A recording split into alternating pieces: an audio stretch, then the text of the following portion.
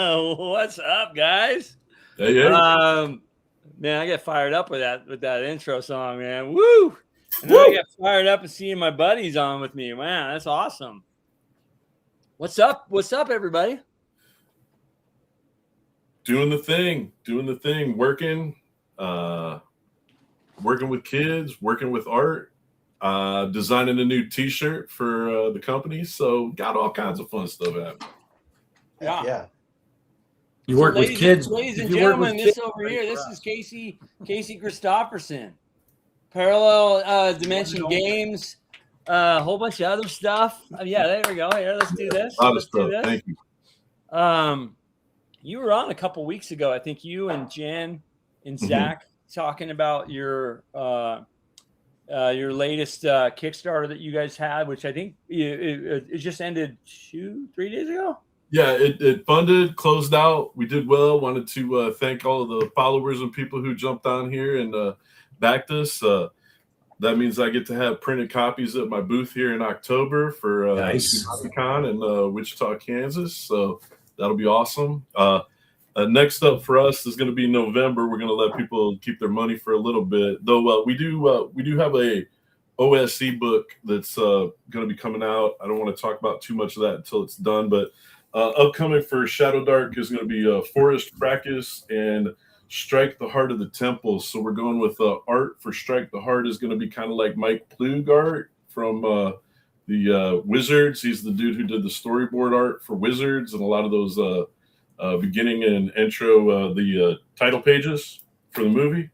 And the other one is inspired by Don Bluth because it's a cool adventure where you start out as characters, but then you get to play a parallel adventure at the same time with animal folk that used to be fae creatures. So it's a really cool adventure. It's going to be a lot of good fun. But November is when we'll be releasing that. Our Black Friday event probably. So awesome, dude. Yeah, man. Yeah, are you guys still? I brought the QR code for the last Kickstarter we were talking about. I like to bring this stuff up because we do what we can do here. But are you guys still taking late orders? Can they go to this site? Can people go here?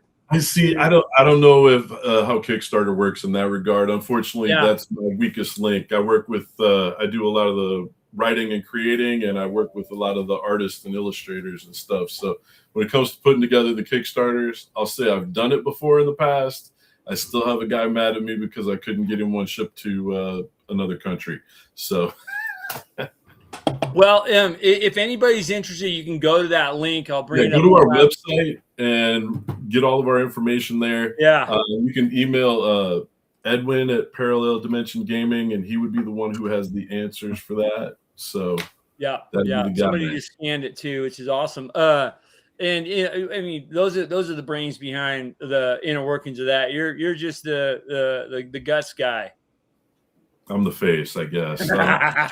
Not something I ever would have voted myself on the island for. I would have put Jen in charge of that for sure. Yeah, so. Yeah, exactly. Yeah. Hey, Angelo, that link takes you to Parallel Dimension Gaming.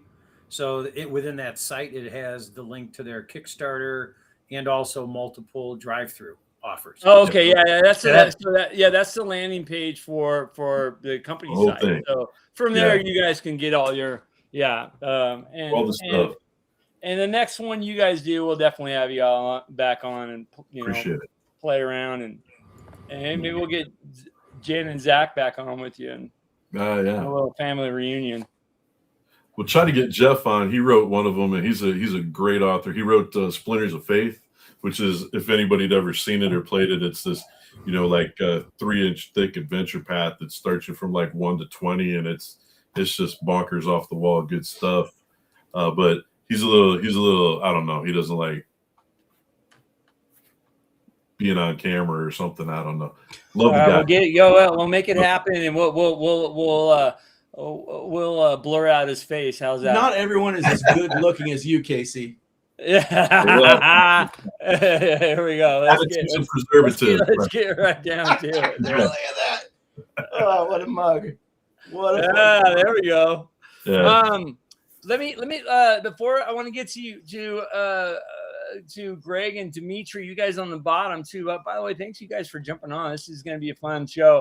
I do want to get to our chat, which is already kind of blowing up. So, by the way, you guys help me out. If you see something that comes in there that's catches your eye, feel free to stop whoever's talking and say, Angelo, bring that comment up. Things and Stuff 4620 talks about, we're going to talk about alignment tonight. By the way, you were supposed to send me an email, Things and Stuff. So I have not gotten it yet. I will put my email in the chat, and it's also in the show notes. Let me do it one more time. The DM friends@gmail.com. Yeah, because I wanted to connect with you. So send me an email, and then we'll exchange various other ways of, unless we decide email is the best way. Freezer. Okay, here's your this topic is more about, do players actually role play? Okay, characters, huge difference in terms of playability. All right. Then I just went in there and I said starting in 10 minutes, which I lied. It was less than that. Roy Loveday is here. Valmar Cleaver, Inner City Games Design. Oh, that's what the hell? Chris, let me know if you want to jump on. Valmar Cleaver, Freezer, Roy, Dan okay, how would I pronounce his last name? Dasheen? But you're not late. You are here. Huge panel today. Okay. UCW Havoc. Good evening. Finally, I caught a live show. I'm glad you're here. Nice. So, Things and Stuff. Almar Cleaver, Starbuck the Face. Yep. DM RX Mootin. And let me see who else we got in here. Poor Orc Child. What's up, buddy? Blair Blur is in the house. Woo! Watch what you say, gentlemen. Watch what you say. Well, I will say, and maybe you can tell everybody in the comments, Blair, where you were at today. But yes, good to have her alive and kicking. And when she comments about where she was at, that will make sense to y'all. Alignment in HOMMLET. Yes. All right. When I was in HOMMLET, I aligned north. Okay. I like that. All right.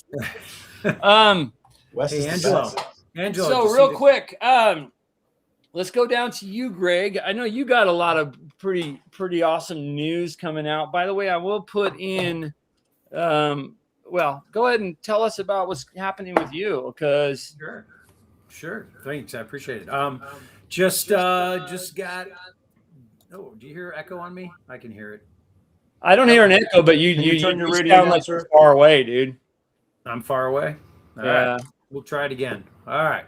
No, just confirmed today. We have Drive-Through RPG. I have my first actual release up and available to all in both PDF and print on demand.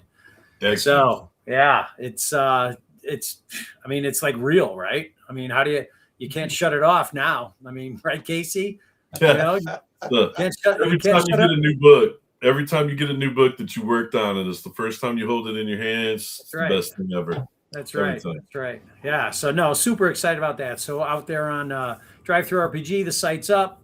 We've got 2 offerings, and actually, what you'll see is the PDF is not the same price as the backers. I try to support my backers from Kickstarter 100%.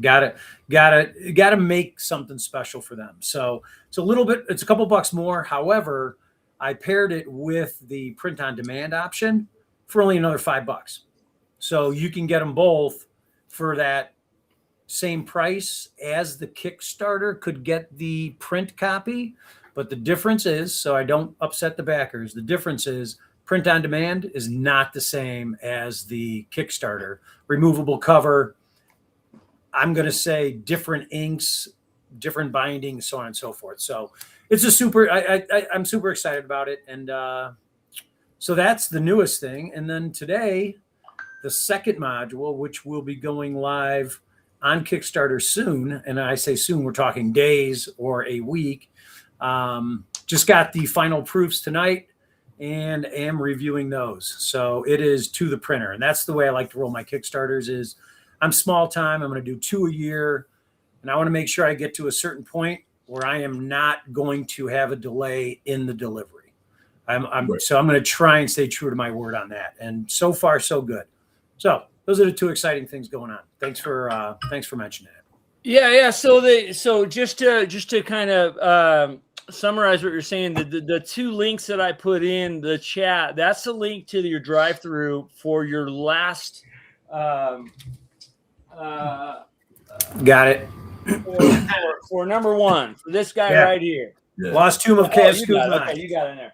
Yeah, I have it here too. So that's awesome. So that's what that link is, because now you're live on drive-through. But this one below us, this is to part 2, which is going to be. Do you have a launch date yet? Well, yes. Kind of up in the air, right? Trying to figure out. Well, it's in Kickstarter, but I want to make sure again. I want the order into the printer. I want the proof copies on their way to my house. I want to be at the point where when I say it's 35 days and we're done and then we start getting ready to ship, that it's really 35 days.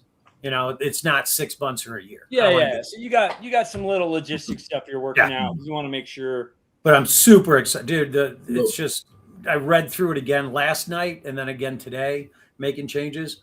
Just super excited about running the adventure. Yeah. What you're saying is that one's Cradle of Skulls, which is part 2. The Cradle of Skulls. Yep. Cradle of Skulls. What you're saying is such an important thing as a creator. You kind of run the risk when you're doing your Kickstarter of like, do we put on stretch goals to get everybody excited about the stretch goals? Right. Because that does draw in people who like to gamble, like that kind of that what I'm doing with my hand, that vibe of something. And I want to get a little something extra, extra. But equally, you have it done. You're ready to go to the printer. We're not trying to jack you over any other special thing that we can't guarantee is going to happen 100%, So it's kind of like you might not get as much traction. You might not get as much eyes on it. You might not get that kind of attention, but you can promise that I did the best dang thing I can possibly do. I'm going to get you a PDF of this before it hits your mailbox. You're going to get to look at it. You're going to give us feedback, and maybe we got things that we fixed before we get the printer all set and taken care of. Right. No, yeah, 100%, Casey, 100%. So and that's well, then that's the balancing act, right? And again, I'm a new publisher, right? Yeah. So I'm learning as I go. However, the last round, it's like being a professional athlete. I want to be a coach after one season. It's like, hold on, dude, mellow out, play a couple seasons, get familiar. That way you can work out the bugs. And I think you're right.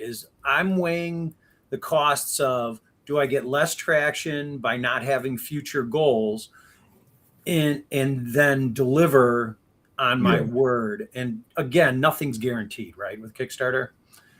But you can increase your likelihood of delivery, and that's what I'm trying to do. So absolutely. It worked well last time. I had really good feedback. I'm not going to disappoint. So it's such a lawful good thing to do. Well, no, I'm chaotic neutral. I'm chaotic neutral according to that exam. Yeah.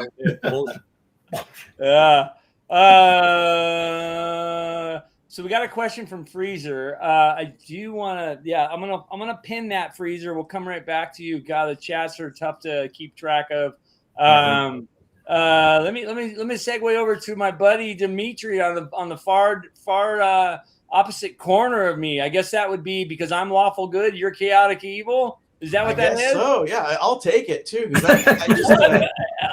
I just put another comment up on your on that post, and it must be about 20 paragraphs. I swear to God, but yeah, you were pretty verbose, dude. I ended it with, but if you want to be a murder hobo, CE is the way to go. And if you come to my table and you actually role play CE, I'll give you 1,000 free XP just for the effort. Because chaotic evil has to be the hardest one to play of all of them. Although chaotic neutral is pretty tough too, and I did go into that at length, and we'll do that later. But I'm just sitting here preparing for Gamehole in October. I've got some Nice. Call of Cthulhu games coming up. I've got one more scenario I've got to develop before I publish my trilogy of Call of Cthulhu adventures set on the border of Mexico and the United States. Nice. And I'm also hiring an academic researcher to help me do some background on some of the bigger historical events to plan your scenarios around on the border of Mexico and the United States. So, we're talking about pre-colonial stuff. We're talking about colonial stuff with the Spanish and the Aztecs. And then we go into, Wild West days and then the turn of the century. So there's a lot of places that you can, a lot of places of interest on the border that you can set your Call of Cthulhu scenario that are neither United States nor Mexico, because I actually was hired to edit the book on Mexico for Chaosium's when they decided to publish that one. So I read that book and I was like, this is really great, but it doesn't talk about any of the stuff that happens on the border, which is really, really critical. So I made my case to Mike Mason a while back, and he said, yeah, man, go for it. This sounds like a worthwhile endeavor. And the adventures that I've been running about that are set there have been just gangbusters. So this is something that can happen, and this is something that I'm going to make appear next year. And I'll be just like these gentlemen here, kickstarting it too. And I love the way that Greg said, he wants to have all of his ducks in a row before he goes live with it, because I've seen a lot of horror stories about it, like we weren't able to fulfill, so we had to give them money back, or God forbid somebody decided to take the money and not refund.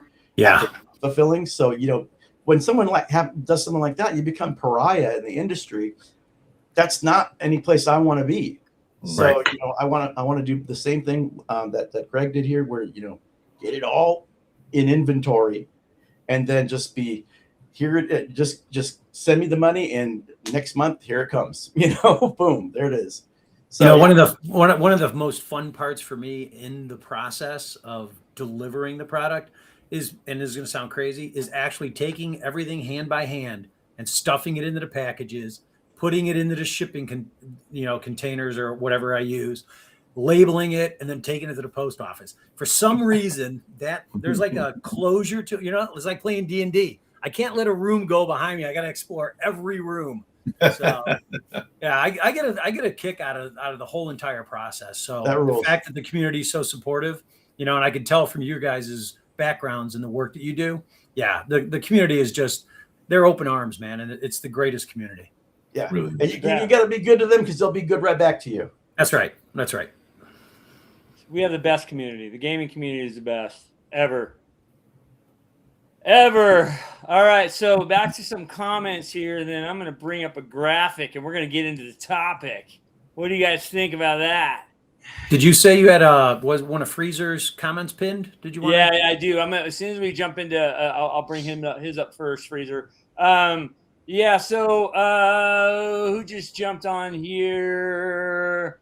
Oh my God. So yeah, there you go. There's Blair talking about. I guess they.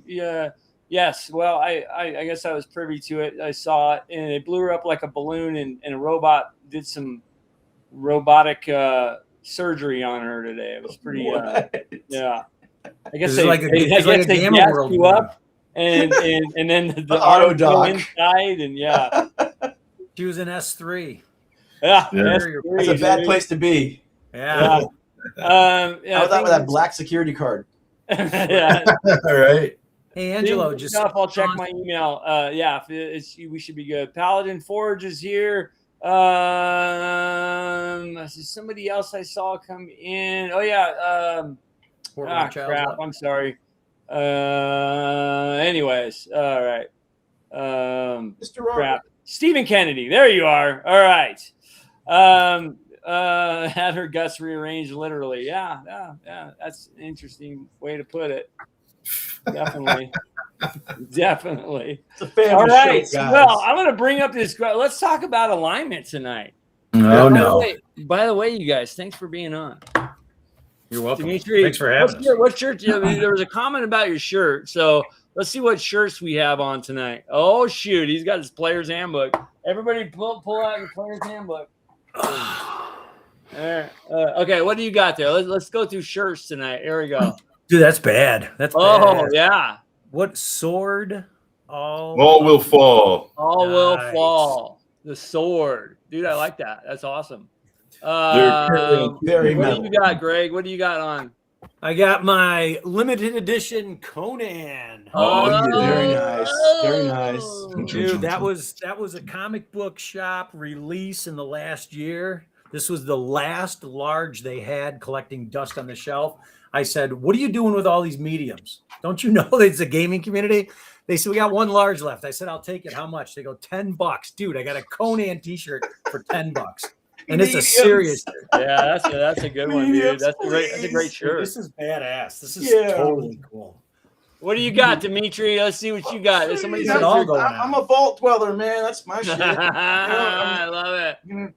I'm just like doing my thing.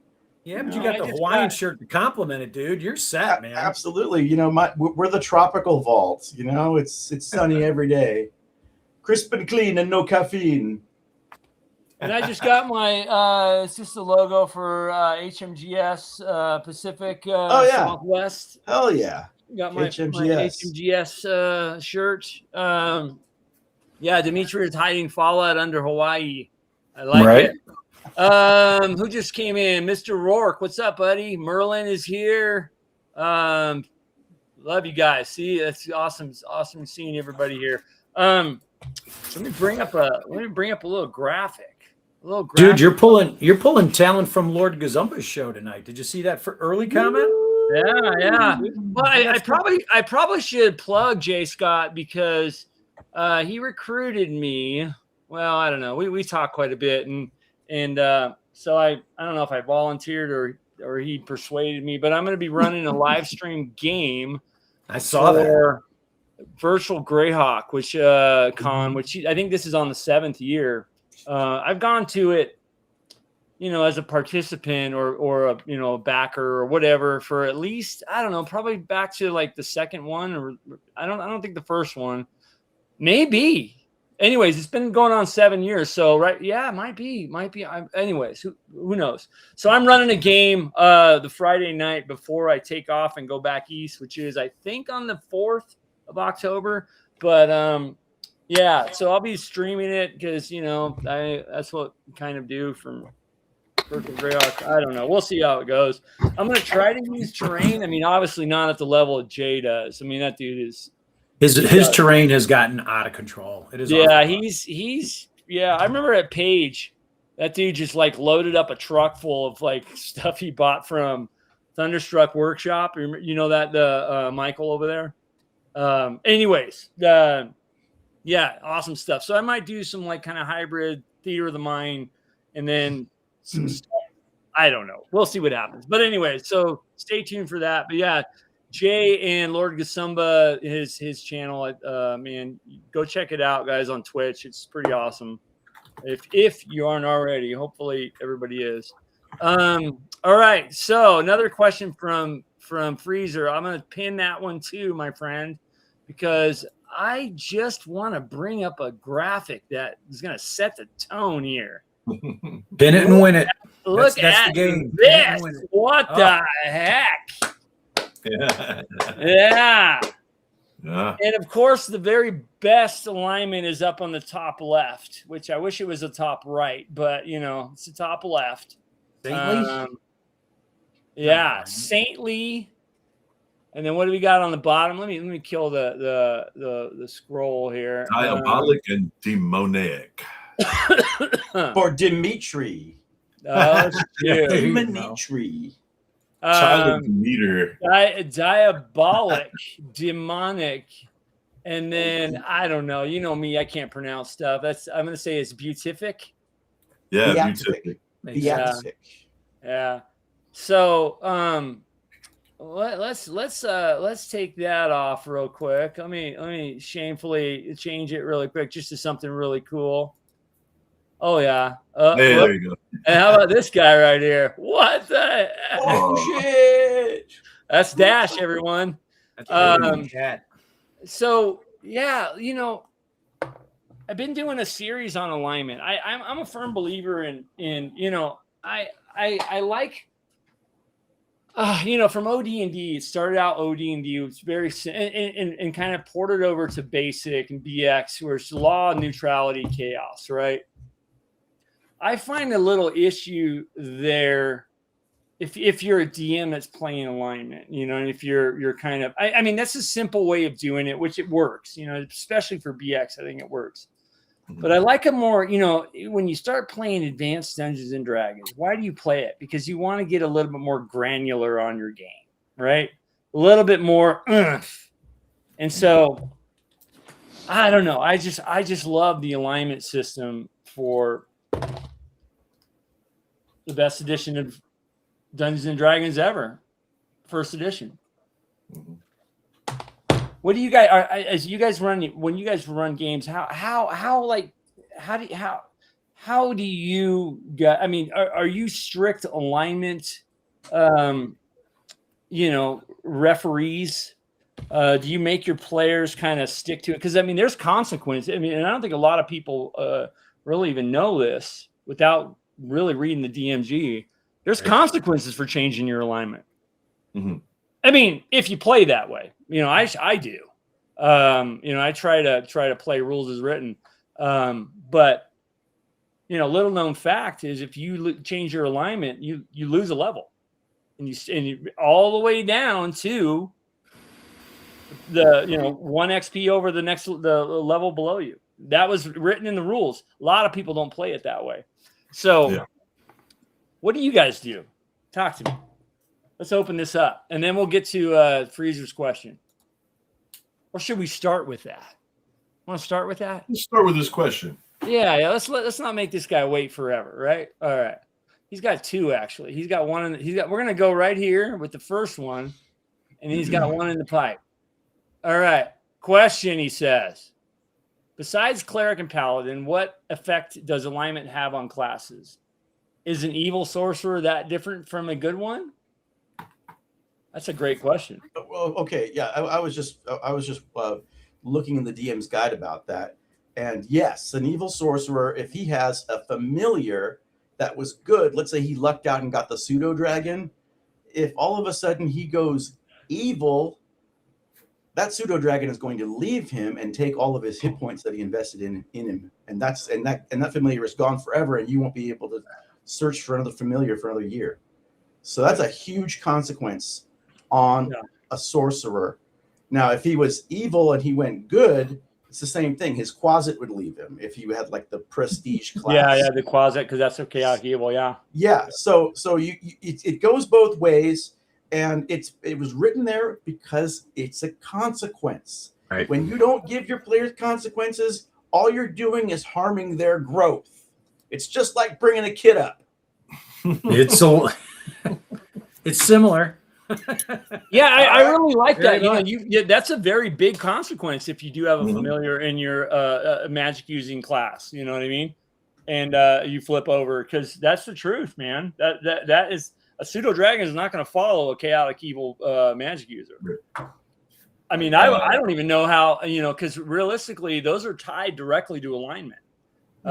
If you look in the player's handbook. Yeah. Any interactions with unicorns, same kind of deal. If you're not a lawful good elven female, he's got it. You don't get it. Yeah. Right. Yeah. It won't interact with you. Well, and then the degree, right? The degree of the alignment change too should have some bearing and consequence. So, I've had in some of my campaigns where the party was primarily good and one player was neutral, kind of chaotic neutral. But over time, he's doing good deeds. He's doing good things. So he progressed to a neutral good alignment. And I didn't punish him because I just chose not to as a DM. And when there's a deity involved, you have, I feel anyways, you have that leeway to kind of counteract any punishment if you're moving in a direction that there could be a reward. So, and that goes against the DMG, but. Yeah, that's a great way to kind of rule that too, because I mean, right to his question right here, you know, besides the cleric and the paladin. I mean, those are the two obvious. If you're worshiping a you know, Well, a Angelo, lawful I mean, good the one deity, thing, and you do something. there is a thing in the book that says that a character can only willfully change to an adjacent alignment. Yep. All right. So if we brought that graphic back up, you know, if you're up there in the top as lawful good, you can only turn lawful neutral or lawful, or neutral good. So yeah, there we go. Because those are adjacent. Those adjacent territories. Yeah. Now, if you get a magic item, like there's a crown called the Crown of Alignment or something like that, if you put that thing on, it will change your alignment to a random alignment, and it will screw you, but that's a magical effect, right? So you're going to lose a level. You're going to have all sorts of like stuff that happens to you temporarily, but you can go get a remove curse and have that removed. And as long as you make penance with your god, everything is restored back to normal. Your experience, anything that you lost, you know, familiars and stuff like that, all that stuff comes back to you. So if it's because of a magical effect, it's specifically, and I'll find it in the DMG. You can ameliorate it. Gary says you don't lose experience for that. Right, right. But if you willingly choose it, it's willingness. You can only go one. You can only go one to the left or to the right. 1 degree of difference, right? Exactly. Yeah. And what Greg says, I would adjudicate it as fair if the character has been already leaning that direction and has drifted into that realm. I'm like, okay, you're now, you know, a lawful neutral because you've been doing a lot of lawful neutral stuff instead of a lawful good stuff, but you don't lose any experience for that. And now you got to kind of figure out where you stand with your god on that too. So there's going to be all sorts of stuff that the character's going to have to role play through, but I'm not going to penalize that character for doing it if it's consistent with their play. And as a DM in that scenario, it was a magic user, so there was no deity involved. Right. The deity was the deity, and the church were the sponsors of the paladin and the cleric in the group. So the mage became more aligned with the cleric and the paladin. Perfect. And therefore became a worshiper of the church. Clearly, you know, that super power is going to have some effect on the punishment, if any. So that's the way I ruled it. That works, man. I mean, that's called recruitment. That's called, you know, hey. Yeah. Well, I think Angelo did a show 5 months ago? Rulings versus rules. Sure. Remember that one? Yeah. Rulings versus rules. Yeah. I don't remember it, but yeah. I know Tenkar did it. So out of the DMG, yes, you guys, I just folded it. I'm gonna read a little passage to kind of jump onto what you were saying, Dimitri. By the way, that was the Helm of Opposite Alignment. That's the one. So it says immediately upon alignment change actually occurring, the character concerned will lose 1 level of experience, drop an experience level to take him into the beginning of the next lower level, losing the hit die, blah, blah, blah, blah, blah, the abilities which accrue to him and her with that last level. If the alignment change is involuntary, such as that of a powerful magic item like you were talking about, or a curse, then the character can regain all the losses upon returning to his or her former alignment as soon as possible. So Gary puts a little kind of caveat on it. If it's not if it's not voluntary, you know what I mean? There's a penalty or a consequence for changing alignment voluntarily. Involuntarily, shame on you, DM. Yeah. Evil DM. But that's pretty interesting. Sorry, I've been now, Angelo, we did learn something new recently. Remember that you don't have to choose an alignment until level 3.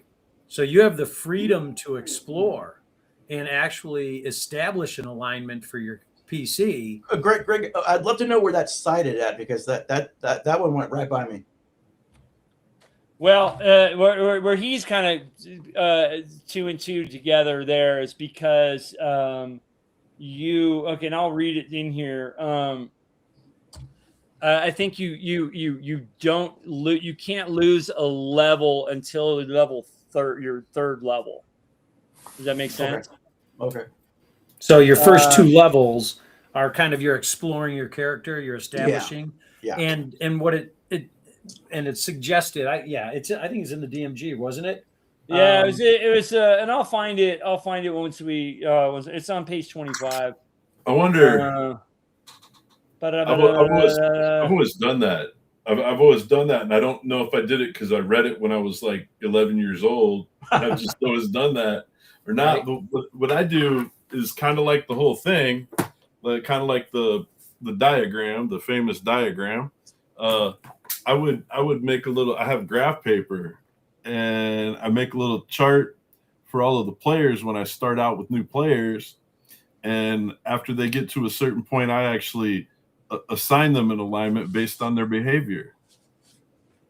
The only people who don't get a choice in the matter of where their alignment ends up would be people who are striving to be a paladin, and people who are, worshiping a specific alignment deity. If they got that specific alignment deity, they better be wired in on that the whole time.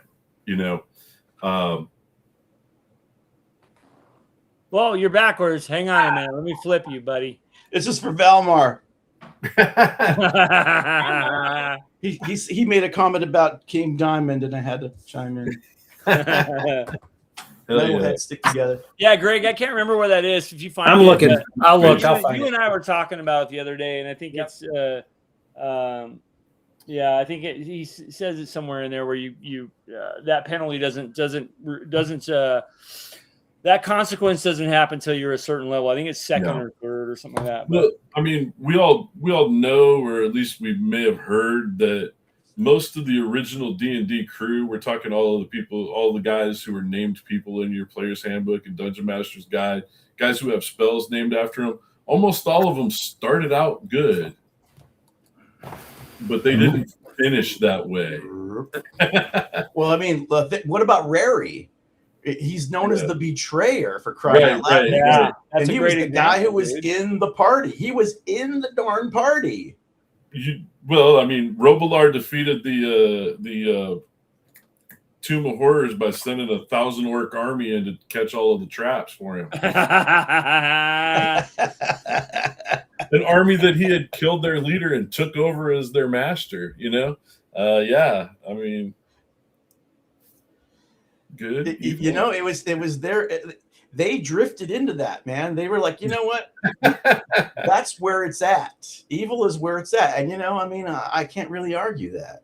No. I do it. I started out like Angelo. Lawful good is the greatest alignment, and then I realized that lawful good is actually the most evil alignment of them all. I love it. Michael Moorcock might agree with you. Why do you think I gravitate towards it? Because it's like absolutes, and only a Sith deals in absolutes. Right. Yeah, there you go. And that was the point, I think, with Don Blas, the Justice Bringer, and Ariak. When Michael Moorcock did the you're talking my language now. The center of his universe. Right? Ariak he's the prince of one of the demons, whatever, the princes of hell, dukes of hell. Yes, he's the most powerful of the dukes of hell. And the Lord of Chaos. And in Chaos, they're the Star of Chaos is their symbol, right? And then the Arrow of Law, all of the stuff that G-Dub pulled in, was a single arrow, right? Yep. But when he looked into the Fate's future, when Elric looked into Fate's future and saw that this path leads to just basically a desert, and this path leads basically into a vortex of volcanoes exploding on each other. It's like neither one of them. Volcanoes. Yeah. It was like entropy and destruction, or sterilization, total sterilization. He saw law as a total sterilization. Regarding the examples, people always lean towards the cleric and the paladin, right, as your examples for alignment, fidelity, right? But don't forget, you got the druid, who has to remain true neutral. And you have the monk, who has to be lawful. Yep. Assassin has to be evil. Yeah. I mean, right? And technically lawful evil, really, because there's a little bit. He belongs to an organization. He belongs to an organization that has specific rules and regulations regarding how they go about their job and how they pay their tithe, all that stuff. Like, if you look at the mafia, their actions chaotic, but their organization is lawful. But you can have a chaotic hitman once in a while. You know, they're the loner. They're the loner over there. They're the really scary assassin. You know, like they're the guy that gets everybody busted, though. Well, I mean, yeah. Do you remember that one? There was this one mafia guy who was the most. He was credited with the most hits of all time, and he's an absolute psychopath. And they interviewed him on HBO. And if you want to know what chaotic evil is, it's this guy, because he literally had no breaks. Like, he was talking about one of his first kills. It wasn't even for hire. He just killed the guy because he insulted him in a bar, and so he waited outside for him. And he caught him pissing in an alley, and he just grabbed what he could. He grabbed a cord off of a lamp and strung it around, and he hung him from behind like this. And he said, I felt every breath come out of him. And I just looked at that man, and I'm like, this is a demon. This is an actual living demon right here. Oh yeah, this guy will kill for nothing. Hey Angelo, you've got a comment from DMRX. He talks about a Dragon magazine. Gygax put a article out there. DMRX, what Dragon magazine was that? What number? We'll look it up. Did anybody bring up the alignment article in Best of Dragon? Which Best of Dragon? I got them all sitting right here. Tell me which one. I got a question for anyone in the chat or the panel. Have you ever played or known a player or allowed a player to play a neutral good or a good aligned thief? Yeah. Okay. Yeah. We had a thief in my last campaign who started neutral and he progressed into neutral good. Again, he was working for the church. He only stole from the evil. He only, he basically didn't go around pickpocketing people. Let's put it that way. So it's a little difficult to play, but I can see a slightly good aligned thief. When I introduced my little brother, archaeologist. I tend to think that those guys going into the evil realms. But when I introduced my little brother to D&D, I let him play a chaotic neutral. I let him play a neutral good thief because I wanted him because he wanted to play a thief because he saw The Hobbit and he was just like, I want to be that guy. There you go. So I said, okay, you can be that. And because you're with a group of good people, you're only, basically your concerns are like security issues, like take care of the locks, take care of the traps, make sure that nobody's sneaking up and surprising the party. He was more like a security specialist than a burglar. Yeah, he was a cybersecurity expert. Exactly. He was checking all the exits. He was checking everything. Yeah. That's exactly what he was doing. And so he learned what a thief could be when he started thinking about like robbing the party, because he's like, oh, that guy got a magic item. I should probably, can I take it? I'm like, you can do whatever you want. Right. But it might have an effect on your alignment. And it may have a result from the party too. They might take you out. Turn around and mash you. I mean, nobody likes a thief in a party, right? Like if they're stealing from the party, that's like the cardinal sin. Right. What'd you find, DM? Two things, guys. I did find it was right in front of my face. Literally the paragraph above that I was reading from. Okay, here we go. DMG. Hey. Okay, right there. Nice. What page? 25? 25 on the top. It says, first, change of alignment for clerics can be very serious as it might cause a change of deity. And then it says, see day-by-day acquisition of cleric spells. If a druid changes his or her alignment, that is, becomes either other than neutral, then he or she is no longer a druid at all. Change of alignment will have an adverse effect on any class of character if he or she is above the second level. There it is. Interesting. Yep, so third level or higher. That's interesting. They throw that in there. And I don't think a lot of people read that. You know what I mean? Or play it that way. And, obviously your table, your choice, right? Well, okay, but go ahead. I was just going to say, real quick. Okay, you want to comment on that, please? I was just going to say, it's a nice way for your new players to feel out their characters and get to experience gameplay before they nail everything down. Go ahead, Dimitri. Yeah. Okay, so Yeah, obviously it's a flaw in the game, right?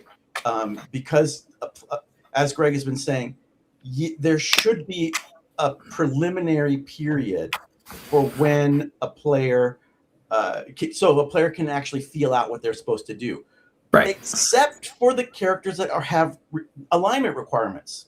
Yeah, And yeah, like well, that's paladin, yes. a cleric. Yeah. And here's where I get the problem here. The problem here is that you took lawful good in order to have all of these powers. Like a paladin gets so many powers. You always do. Always. So, but the moment you Dude, they stray from that do. alignment, bingo, it's gone. So you cannot do that. Now here's the difference, and it's not like a alignment difference. It's really at level 0.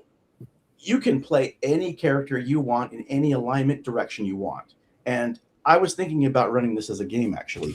We start out as level 0 guys, and as I introduce more scenarios to you and you adventure through to that, getting to level 1, you figure out what you want to be, and you start assembling an identity. And then the moment you get enough XP to get to level 1 of anything, bingo, now you can choose who you are. Now you can choose an alignment. Now you can take this, because level 0 is nothing.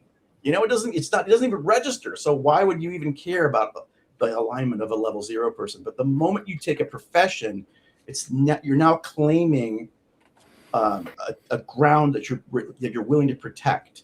Like, I'm a ranger. I'm going to be good of some sort. Chaotic good is the best of that.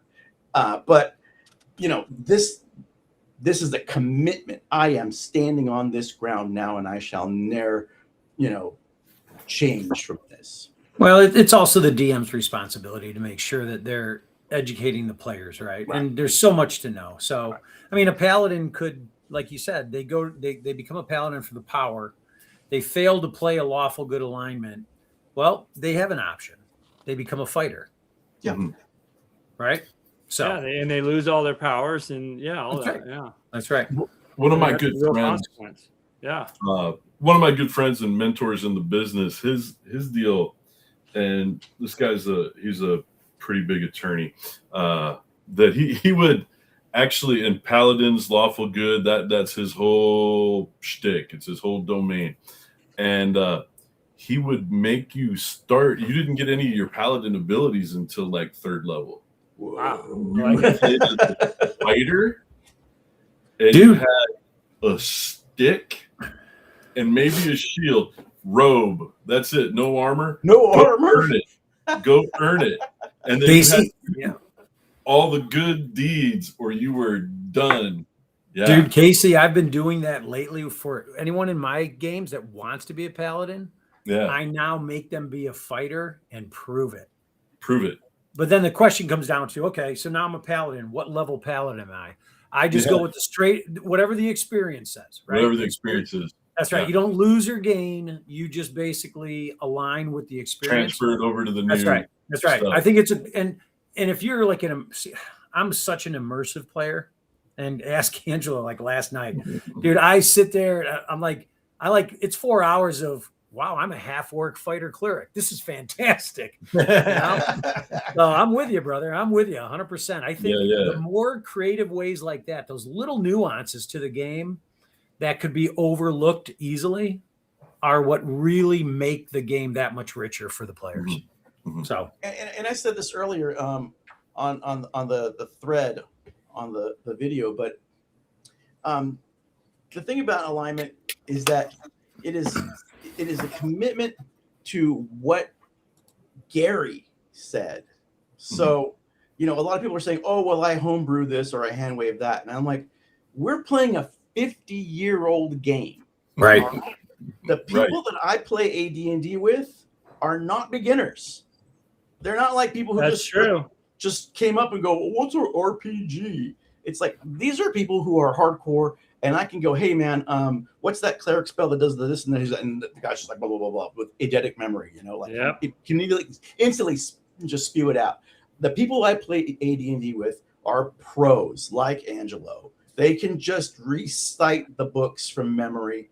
So we play a 50-year-old game. We're part of the reason we're doing this is to give respect back to what we did That's right. back in the day. And part of the other reason is we didn't know how to play by the rules raw back in the day. Like Casey was Who talking did? about. Who did? I was 10 years old and I could barely read this crap. And it was weird. And I was listening to people's brothers and we were having arguments on the bus and stuff. And there were fist fights about it. And it's like, I love it. We did not know what the heck we were doing. So I play it by raw because it's like, I've never played like this before. So I'm discovering new stuff all the time.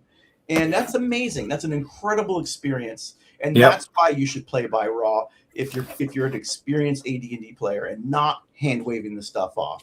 Right. Play by raw and play it like Gary played, because then you're seeing the game through his eyes. Yeah. Yeah. Well, you know, and it's funny because I do have the Best of Dragon in front of my hands. I'll get to the article that he was talking about, but it's funny. We got to remember these games, you know, and there has been a total shift, but these games came out of wargaming, which was rules. There is a rules for how far you could move your tank. You know what I mean? What cover meant. You know what I mean? What's how many dice I threw, you know, when I'm, you know, in chainmail for how many, you know, figures I have out there, you know, that kind of stuff, and the conditions and weather. These were rules heavy. I don't know about heavy, but they were rules. There was rules of these games, and that's what it's all came out of. Yeah. And yeah. So anyways, dude, my chair is falling apart. Look at this. What the hell? You're getting some use out of it. I looked down and my armrest was literally at like 90, like I guess 90, would that be 90 degrees? I don't know. Whatever's flat, 180 I guess degrees. So. I guess you're gonna start a GoFundMe now, right? Yeah. No. So that article he was referring to in Best of Dragon 1, which by the way, look at the signature on the front of that cover. Look at that. You're getting fingerprints on my Dragon magazine. Yeah. I don't, you know, I don't. I love that chart. Go in my pile with all the yeah. Anyways, so this you probably can't see it very well. Yeah, it shows all the monsters in there. But this is when Gary introduced the 5 alignment system with the that made it into Holmes. Right? You got neutral, then you have law, chaos, good, and evil. Wasn't it Holmes that had the 5 system? And then think about it. Was it? Yep. Holmes had 5 system? Okay. I thought he was law and chaos. No. We just had law, chaos, and neutrality was in OD&D, and then I think Holmes broke it into 5. Dreg, who is his birthday tonight, is not here. He would probably tell us in the comment. That's true. He would know. Dan Sheen. Oh, hell, let's go see. Got a comment out there. Yeah, break out your Holmes book. I think it was 5. Let me go to a couple of questions here. Little comments that I think are awesome. Old Desert Gal, by the way, haven't seen you in a while. You're good. Thanks for coming on. She said, "What about the trophy of the romantic thief? Steal a kiss and her jewels and the Robin Hood archetype." Yeah, that's neutral. That's kind of lawful neutral, right? Robin Hood. Yeah. Right? Chaotic neutral. You think he's lawful neutral? I think I graded him more on a chaotic good. It's kind of chaotic good. Yeah. Let me see. There was another one. Somebody says, "Can a paladin be restored?" There are means. Yeah. Yeah. I always give my paladins that lose their paladin hood. There it is. Yep. Yeah, that's the same graph. Yep. I think it was it's the Holmes box that he introduced the law, chaos, good, and evil, broke it down a little bit. And you know what spurred this whole conversation is Darth Vader and the Joker the same evil? You know what I mean? No way. You know what I mean? So that was what spurred this whole thing. So what do you guys do with your paladins that get stripped of their paladin hood? By the book, baby. By the book. Depends upon severity, willingness, and if they're going to atone. Yeah, I would do an atonement and then some type of a deity driven quest to get their. Well, it depends. It depends, right? If they do something that, let's just say they kill a good creature, chaotically. willfully and chaotically, there's no coming back because there's no bringing the creature back. But you know what there is? There's a whole list of demon lords and archdevils in the monster manual who may make a little visit to that guy and say, "Hey, I got some work for you. I got a job." Well, and Right. And on the flip side, there are a lot of angelic forces that are like, we got a loose one and we got to bring him down. Right. So remember that. Now, there used to be a game called In Nomine. Yeah. And In Nomine is about angelic and demonic forces fighting against each other. I happen to have this because I'm collaborating with somebody on a Nice. revival on this product. But yeah, if you've got a loose cannon out there, the angelic forces, they better come down and at least give it an effort, because that is a consequence. And this kind of thing links up with good old Merle Rasmussen's whole idea of occupational hazards. Now, in Top Secret, if you were too successful of a secret agent, you had to make rolls in between campaigns, the DM, to see if other agencies were sending agents to come kill your agent in the off season. No. So you could die off screen. Nice.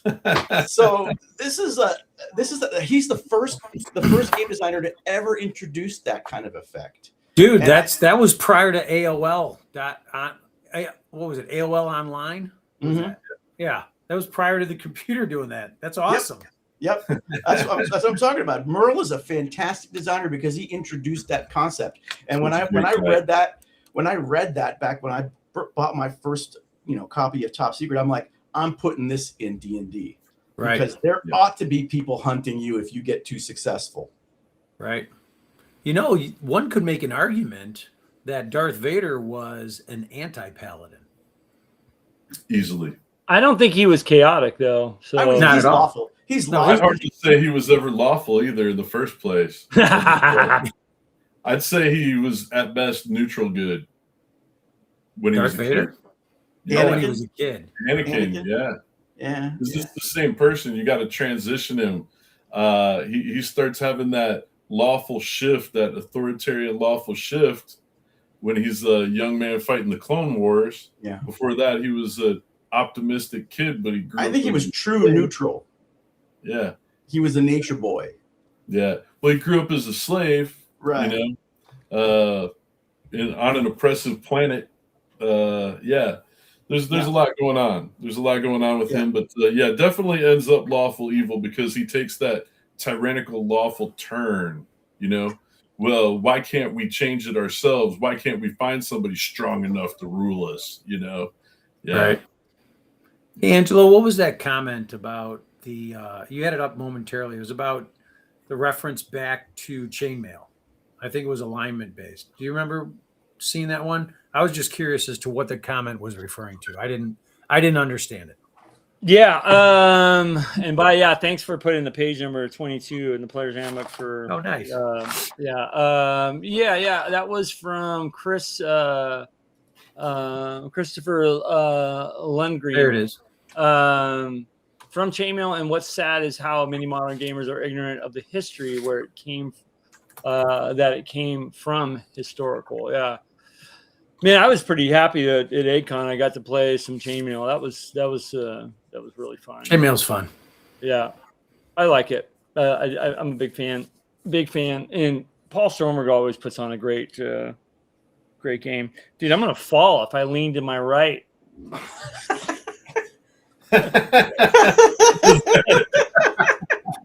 I mean, there's a friggin' screw on the ground. Look at this guy. He's such a great guy.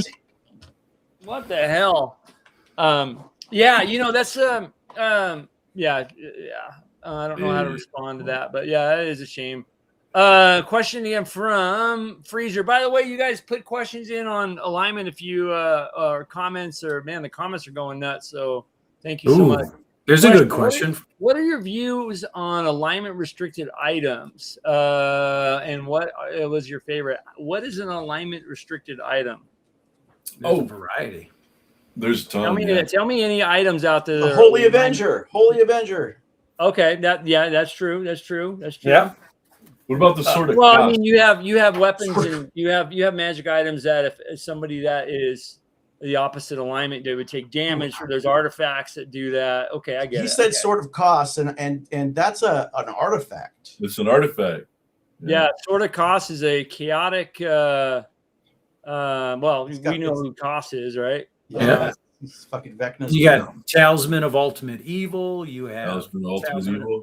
Yep, you have Tomes of Silver. But is that alignment? Oh yeah, all the tomes, like the tome of something evil and Holy Sword. That's true. I mean, is that alignment restricted, or is that if you open it up, if you take the tome of Incredible Evil, blows your fingers off, and you look into it, you take damage. You actually take damage.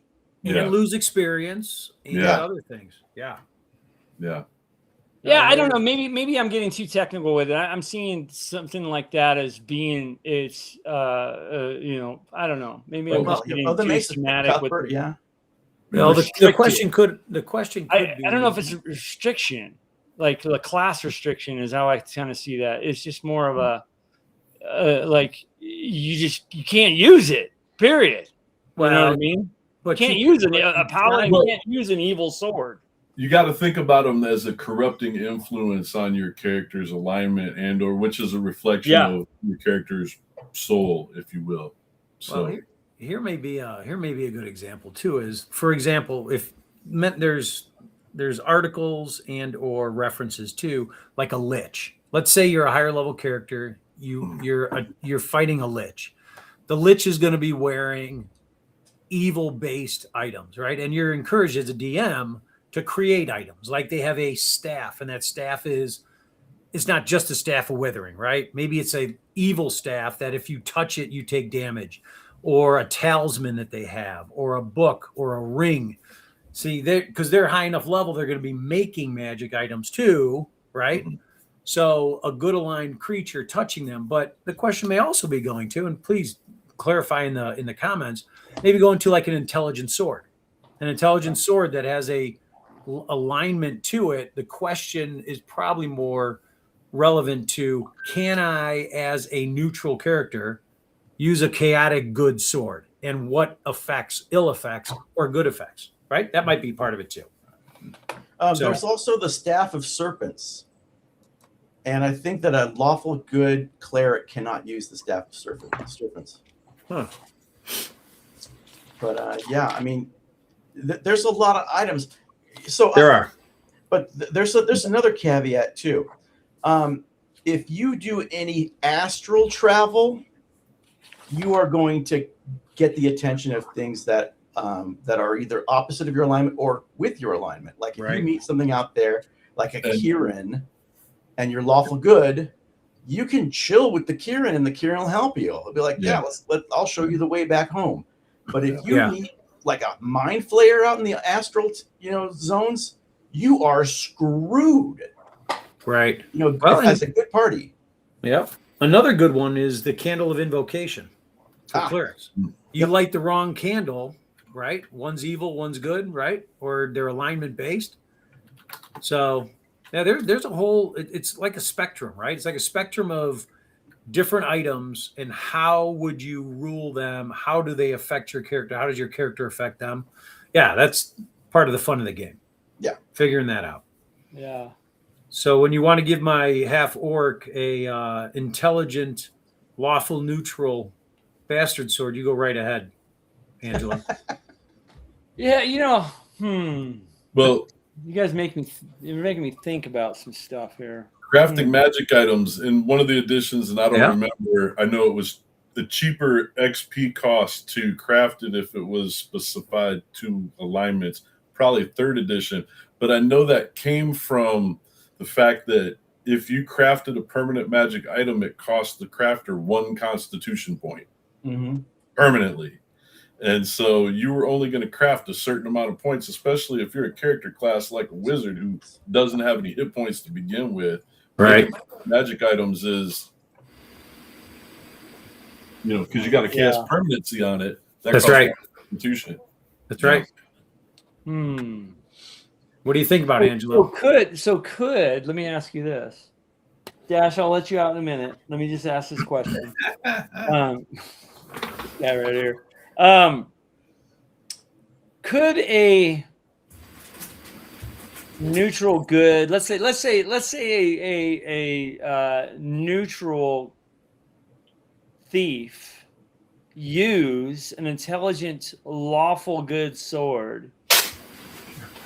Well, how strong is the sword's ego and intelligence combination? Exactly. Yeah. Yeah. Let me let this guy out. You want to go outside, buddy? Come on. Yeah, I think that it's a contest of wills, right? You got to like add those two together, and then you got to see which one is stronger, the player or the sword. 100%. And the sword will, as Casey said, corrupt the player, and then you're going to have a player complaining that you stole my agency. It's like you picked up an intelligent sword, dude. That's right. These consequences are happening to you because of your actions. Well, so I played in a Tower of Gygax at one of the Gary cons, and it was just basically the rule was don't touch anything. I mean, yes. Right, there's consequence. Everyone wants to pick everything up. They want all the magic items, and as a GM, you have the responsibility to actually stock the dungeon appropriately, right? So, like I said, back to the Lich example. By the way, whoa, you're backwards. What the hell? Yeah, what the hell? What, oh, dude? That is I'm upside Lich down. Lord was great. I will tell you that is an awesome book too. The Roll 8's look at that Frazetta back there. Good stuff. Nice. 100%. So I'm looking in here because I believe they have some, created magic items that are alignment based. Yeah, this is a great one. Whoever does, if for the audience, if you don't have this from Roll 8, this adventure in here is amazing for high levels. Super. I don't have a copy of that. So yeah, next time when I see you the next con, go ahead and hand it over. Shoot it over to me. Silver Bardish wants to know if you should punish a character immediately if they go out of alignment, or do you give them a warning? That's a good one. That's a good slippery one. slope.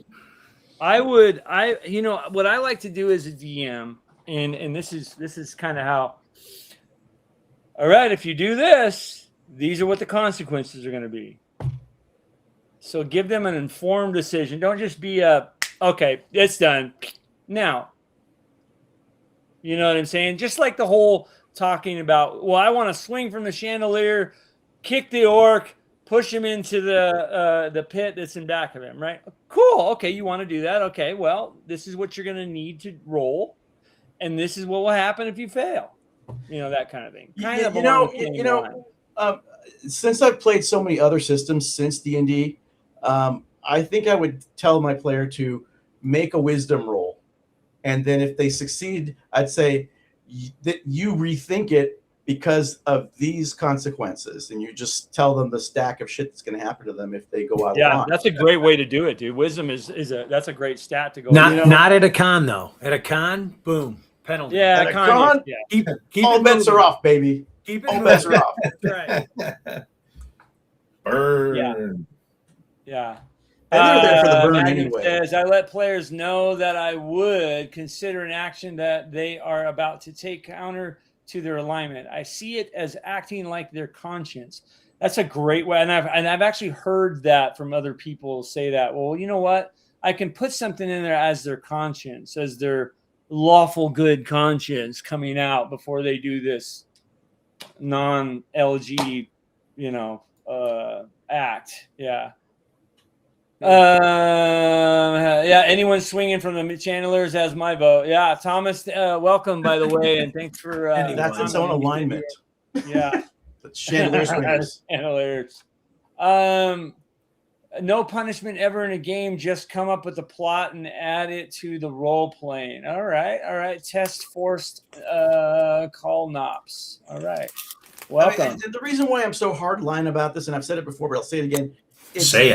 It is balanced into the system. If we are playing this game for real and you want to earn experience by the book, I am going to have to take that into account as a DM.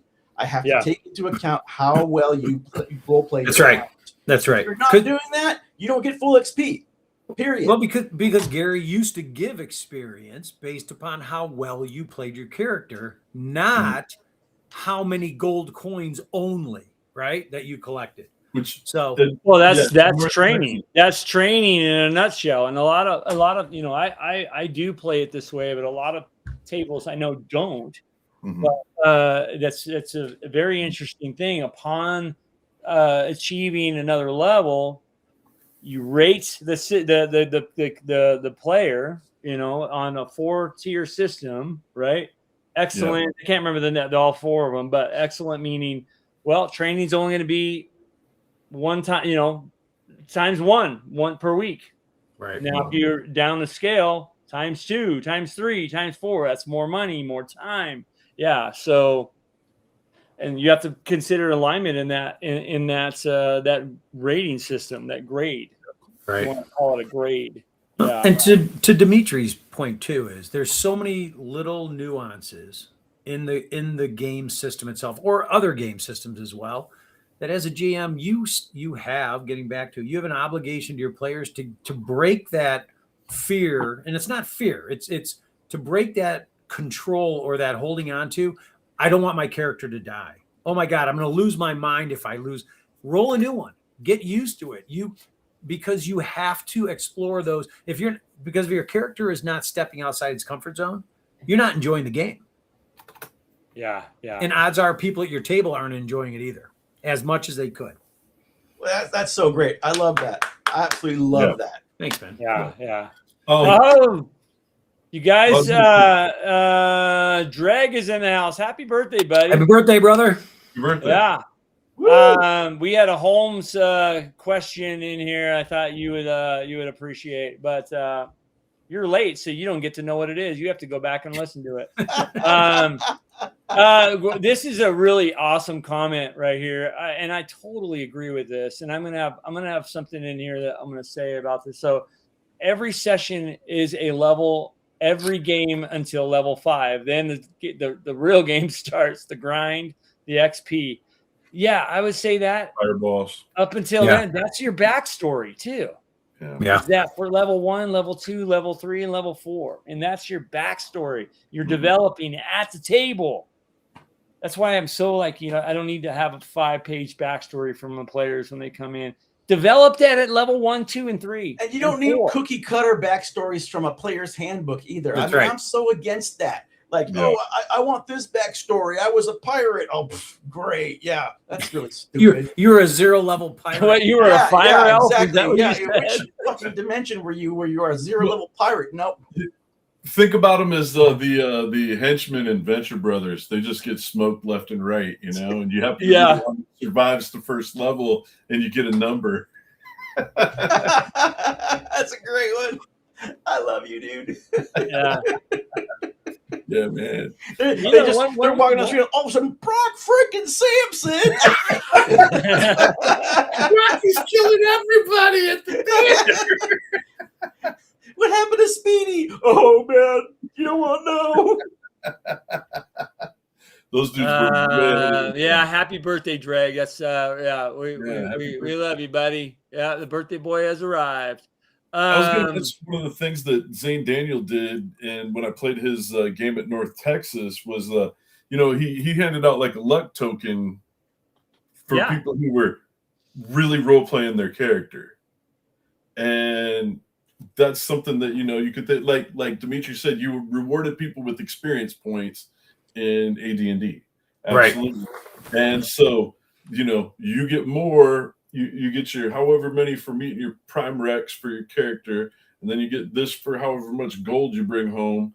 But at the same time, you can also get extra experience points for role playing well, 100%, your alignment. Being the dude and playing the character, and that's when we started getting the most enrichment out of our games as young people. Was when people started realizing that I'm having a great time actually playing this guy, and I really feel this guy, but I'm also getting rewarded for it, which is going to give me even more stuff that's going to strengthen this character that I love so much. you know. Yeah. Dude, So- have you ever handed out experience at a table to like a cleric who stands because you got, let's say it's an energetic moment. He stands up at the table and he pretends to present his holy symbol. Oh yeah, And he 100%. yells Always. out, Saint Always. Cuthbert banishes you. And, Yeah. and he Oh, makes yeah, his all the roll time. and the undead run, dude.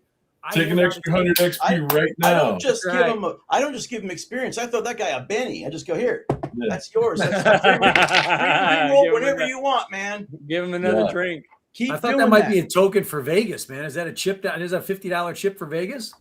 This is Start a from commemorative thing from Mystery Science Theater 3000, Right. Yeah. part of their Kickstarter.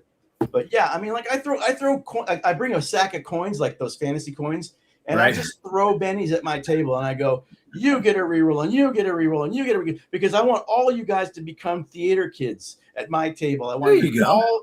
I want you all standing on your chair, shouting to your gods and committing yourself, and just going the distance to that. You know, like commit, really take a risk, be vulnerable, expose yourself for who you are, which is a dumb nerd, because I'm just the same as you, not any better. And I encourage people to take those big risks based on what they have on this dumb little character sheet. You know, Right. it says, I'm this weird alignment. I don't usually play this, but I'm gonna figure out how to commit to this. And Right. if you do, here, have some rewards on the house. Absolutely. Let me see. Going to the comments here. Test for coin ops. Magnum. Agile Monk is here. Intercity Games got a question for me. Let me see here. Anjung, he says, "Hi, first time on your stream. Lawful Good and Lawful Nice. Evil are the Monty best Hall. alignment." Well, welcome to the stream, and Welcome. I agree with you. Lawful Good is the best alignment. Chris, And it's I not believe because that's called. it's not because my mom tested me, but maybe that is. I don't know. Chris says it makes me an Oprah GM, but I remember the original term for that, which is called a Monty Hall GM. Right. Yeah. And apparently Yeah. Jim Ward was a Monty Hall GM. A lot of people criticized him for that, but I absolutely love that kind of stuff because You it's know like, what? why? He could do that. He could Monty Hall you with treasure because you might not even survive the first 15 minutes of the That's right. That's Yeah. why. That's why you Monty Hall. That's why you Monty Hall, because it encourages them to take more risks and more gambles, and then like let it ride until they get to the part where the Demi-Lich comes out, and then they all die. Yeah. Tom says, "Hello, my name is Tom, and I played Star Frontiers yesterday." Well, that is Congrats, dude. I love Star Frontiers. I think Yes, it's a nice. great game.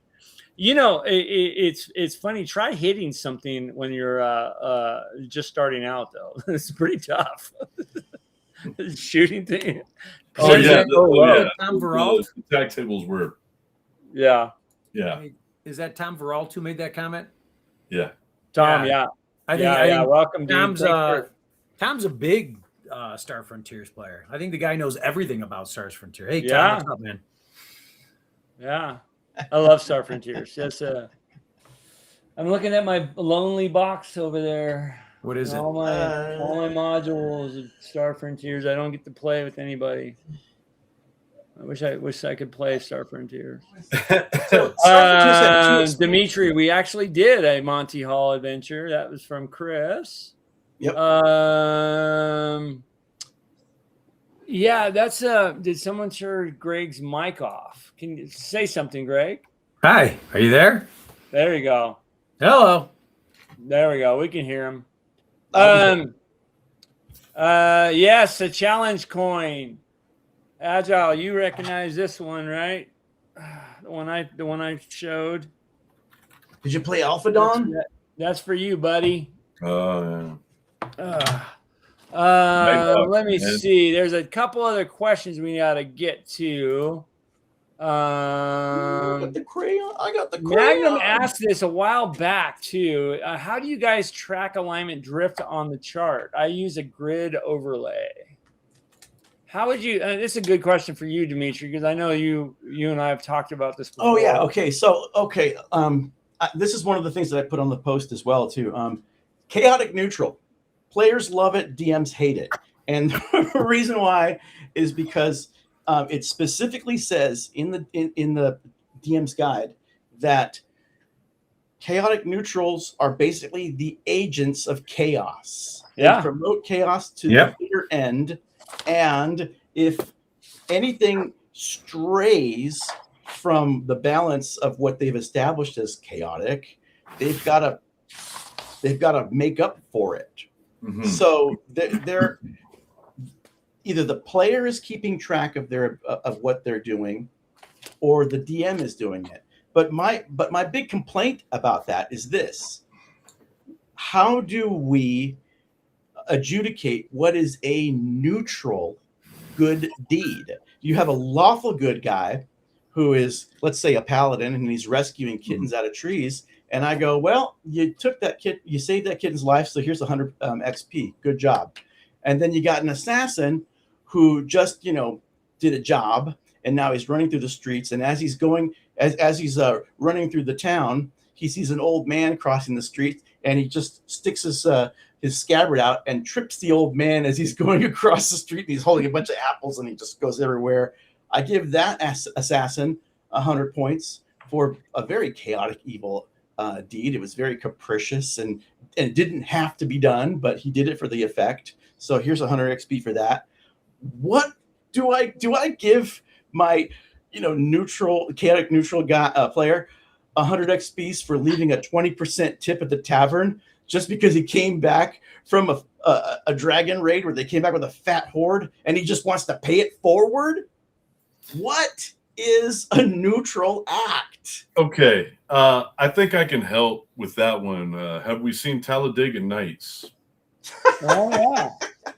Ricky Bobby's dad is chaotic neutral. Every time things are starting to go the right way, he's to send it off the skids. That's a great way of putting it. I'm starting to feel too good about this, so screw you guys. That's very chaotic neutral. That's very chaotic neutral. And what I said is this: basically this. If you have a chaotic neutral in your party, he's going to be extremely annoying because he's going to work against the party at sometimes because it's upsetting the balance of chaoticness. He wants randomness, he wants unpredictability, and ultimately he doesn't want the party to achieve a lawful ending. Let's say, like a video game. There's the good ending and there's the bad ending, and then there's just the kiss your sister ending. Yeah. Your neutral players are aiming for the kiss your sister ending. Yeah. Hey, see you later, Troy. Thanks for jumping on. He's got to go. Yeah, that's a tough alignment for if somebody's really playing it true to what it says in the DMG and the player's handbook. It's tough for a party to deal with too. Not only the DM, you know what I mean? A DM, you could kind of just sit back and, okay, this guy's going to just go off the walls every time and kind of be self-destructive to things. But for the party, the party's going to get, if it's played true, party's going to get pissed. Yeah. Well, Ultimate Freedom has that way, you choose that I'm going to live outside of the city walls, away from the lights of civilization, because I don't like all of the damn rules that they're putting on me back home. You're, in the town. So you go build that. All of a sudden you've got your own little thing going on that's being populated by outlaws and bandits. Maybe you have a threshold of how much bullcrap you're going to put up with at your place. This is my place. So think like not really an outlaw biker per se, but like the bar that serves the drinks to the outlaw bikers, but also gives drinks to all of the farmers in the neighborhood, all the ranchers and stuff. And then every once in a while he has to come out from behind the bar and bust heads with his bat because they're fighting and causing problems for him, but maybe someday he just pours liquor on the whole thing, sets it on fire, and goes somewhere else to start something new. Yeah, that's your chaotic neutral, right? Yeah, I mean, it's playable, but it's going to be a problem for the party for sure. Yeah. What's up, John Smith? Welcome. Couple couple other comments here. There's one from Test. Where'd it go here? Okay, I pinned it. Oh, yeah, that's a good question. Do you guys play normally? It's my first time on here. Well, welcome, number one. Thanks for being on here. Every Thursday and Saturday night, we have live streams, and just so happens this Sunday also. Sunday is the Greyhawk live stream I have with Joe Block. We're talking about Greyhawk Dragons. And we'll probably won't get to that topic because we never do. But You didn't last week. Yeah, I know. We end up talking about things. Yeah. So he says, "Do you guys normally?" It's my first time here. What are you guys all about? Well, I do play normally. I'll just start us out. I have a Wednesday campaign that I've been running for X amount of years. I do try to run games at different cons.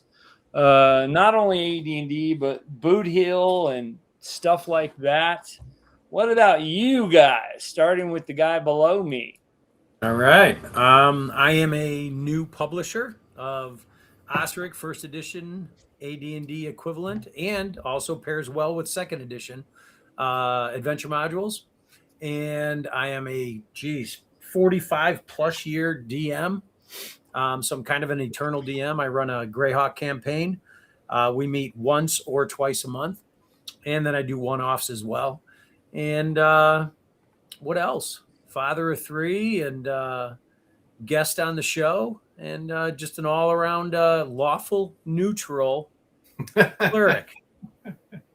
I play common sense strategically, and if you're going to do something dumb, don't ask me to heal you. Yeah. Pragmatism. Jimison, what's up, buddy? Good to see you. He's on his way. Yeah. What about you, Dimitri? What's your current game status? And you've been playing about as long as all of us here, probably, right? I started in 81. So 1980 was my first game. Yeah. I'm a eternal con goer. I'm at every con, sometimes 12, 15 times a year. Dude, nice. Budget, restraining. But I started going to cons back in 85. I'm writing a book about my experience called Confessions of a Gonzo Gamer. And the thing about our hobby is that there are your regular folks, and then there are con folks. And your regular folks play, and they enjoy the game, and they're at this one level of enthusiasm. And then there's the people who go to cons, and they're at this other stratospheric level of fandom. And then there's a level above that. And I've just broken into that level now after going to cons for practically all my life. And it's such an eye-opening thing, hanging out in rooms at Gary Con with guys like Jim Kitchen and, Andrew Scott Perry and all these guys. It's where you're finally gaming with these people who have so much knowledge, not just from their own gameplay sessions, but from people who designed the game. And it's really bursted the top open on my ceiling of being a DM. I don't usually DM AD&D, but if requested, I'm always good to go. And Angelo knows that when we do run AD&D, it's a ritual. It is a ritual that is giving thanks to the people who created it, and we try to be as faithful as possible to it. So, we do have this sort of hallowed atmosphere over it, and I love that because I don't normally play AD&D. I play a lot of Chaosium games like Call of Cthulhu, Pendragon, RuneQuest. I was mentored by Steve Perrin, so I have a lot of thanks to give back to Chaosium that I still am delivering on. But the first game that ever got me was AD&D, and I always have that at the top of all of my gratitude. Goes straight to that and to Gary and Dave Arneson. Well, you and I at cons in the 90s and the 2000s. Yeah. we played a lot of AD&D and a lot of Call of Cthulhu. That was like Damn straight. Two that I think you and I at Strategicon played that, and then even when we got together outside of cons, a lot of absolutely, like at the game store in Cthulhu Pasadena. Man, what a I gotta get a Cthulhu game going. Get in one. Maybe next. Man, maybe I'll jump into some con games, but yeah, that's one of my top loves, man. It's Call of Cthulhu. I just love it. What about you, old Casey? I'm the big side. Look at that. Yeah.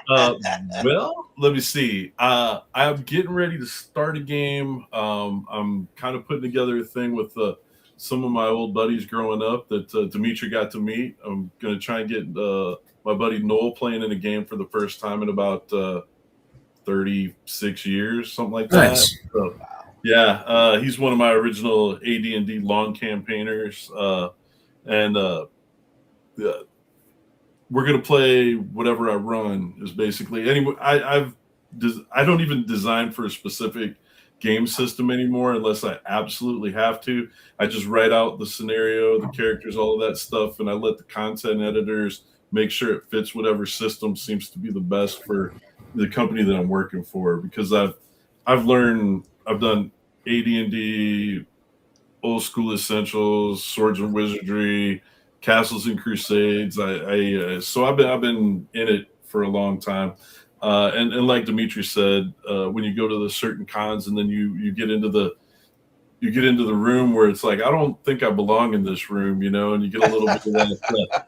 You get a little bit of that imposter syndrome going on, and you're playing in games with the people whose names are in the books, whose characters are in the original books, and that's like a mind blower. And but then to have them come back to you and go, oh yeah, I read such and such that you did, and I ran such and such that you did, and my players just loved it. And you're like, wait a minute, you guys are running and playing my stuff? That's not supposed to be how that works, So that's just a whole nother part that blows your brains. But I've got a couple adventures that I'm cooking on. I've been trying to write up for a while. And I'm honestly going to talk to you, Angelo, and you, Dimitri. You guys, I want to try and do a live play type, or at least a recorded play of stuff. I want to play the game, and I want people to watch me play with these guys. And then I want to leave it up to the people who are listening to kind of give us a little what happens next so I can finish writing this book. Nice. Let's do it. Let's do it. I'm all about that. Happen. I got my dice. Let's go right now. Let's do it. Yeah. And my axe. Hey, I rolled a crit. Hell yeah. I believe you. I changed alignment. Orcus never missing. Yeah. Yeah, dude, totally. Let's talk about it. Test for talks about, do any of you ever play Doomtown or Weird West settings? Well, I love Weird West. I personally don't. I have, but I am a huge Boot fan, and I usually at 3 or 4 cons a year break out all my buildings and terrain and run Boot Hill. It is awesome. It's awesome. Yeah. All of his characters, the pictures of all of the famous spaghetti western cowboys and villains. It's awesome. Yeah. His Boot Hill thing, great. And you know what? Boot Hill is actually designed to get weird if you want to get weird. You can easily. Because there are conversion rules in D&D for characters from the D&D world to go into Boot Hill. Yeah. And there's there's an NPC. World. Yeah. There's an NPC. What's his name? Is it Merlin? The guy with the cowboy hat and the guns. Merlin Spoon. Yeah. Merlin Spoon. Yeah. Merlin. Yeah, it's spelled M. Yeah, Merlin, isn't it? You guys in the comments will probably. Drag would know. Drag will know. Yeah. Get that. Yeah, Drag. I know you know. Dude, the conversion rules. Have you ever used them? Yeah. I have. Oh yeah. When I saw them, I immediately used them. Because my favorite game was Gamma World. Yeah. So I wanted D&D guys and Gamma World and that. They're there. We got Enlarge me. Deadwood, yeah. I was at Little Wars a couple years back, and this guy ran Undeadwood. Yeah. And it was, I think, 4 or 5 different factions. So you had cowboys against, and you had other factions against undead. It was pretty freaking cool. That's you had so sweet. you had the Chinese laundromat group. You had the sheriffs and the deputies. You had cowboys. You had something else as well, and then you had all different types of undead. It was pretty cool. So I saved the rules That's for awesome. Yeah. That was one of my. It was so much fun, and it used these Fargo playing cards. Oh, nice. Nice. Well, that's actually really funny because I'm working on a con game where you go into. I probably shouldn't say too much of it, but there's undead involved in it in an old town that you ride into, and that's awesome. And this one even had the blessed.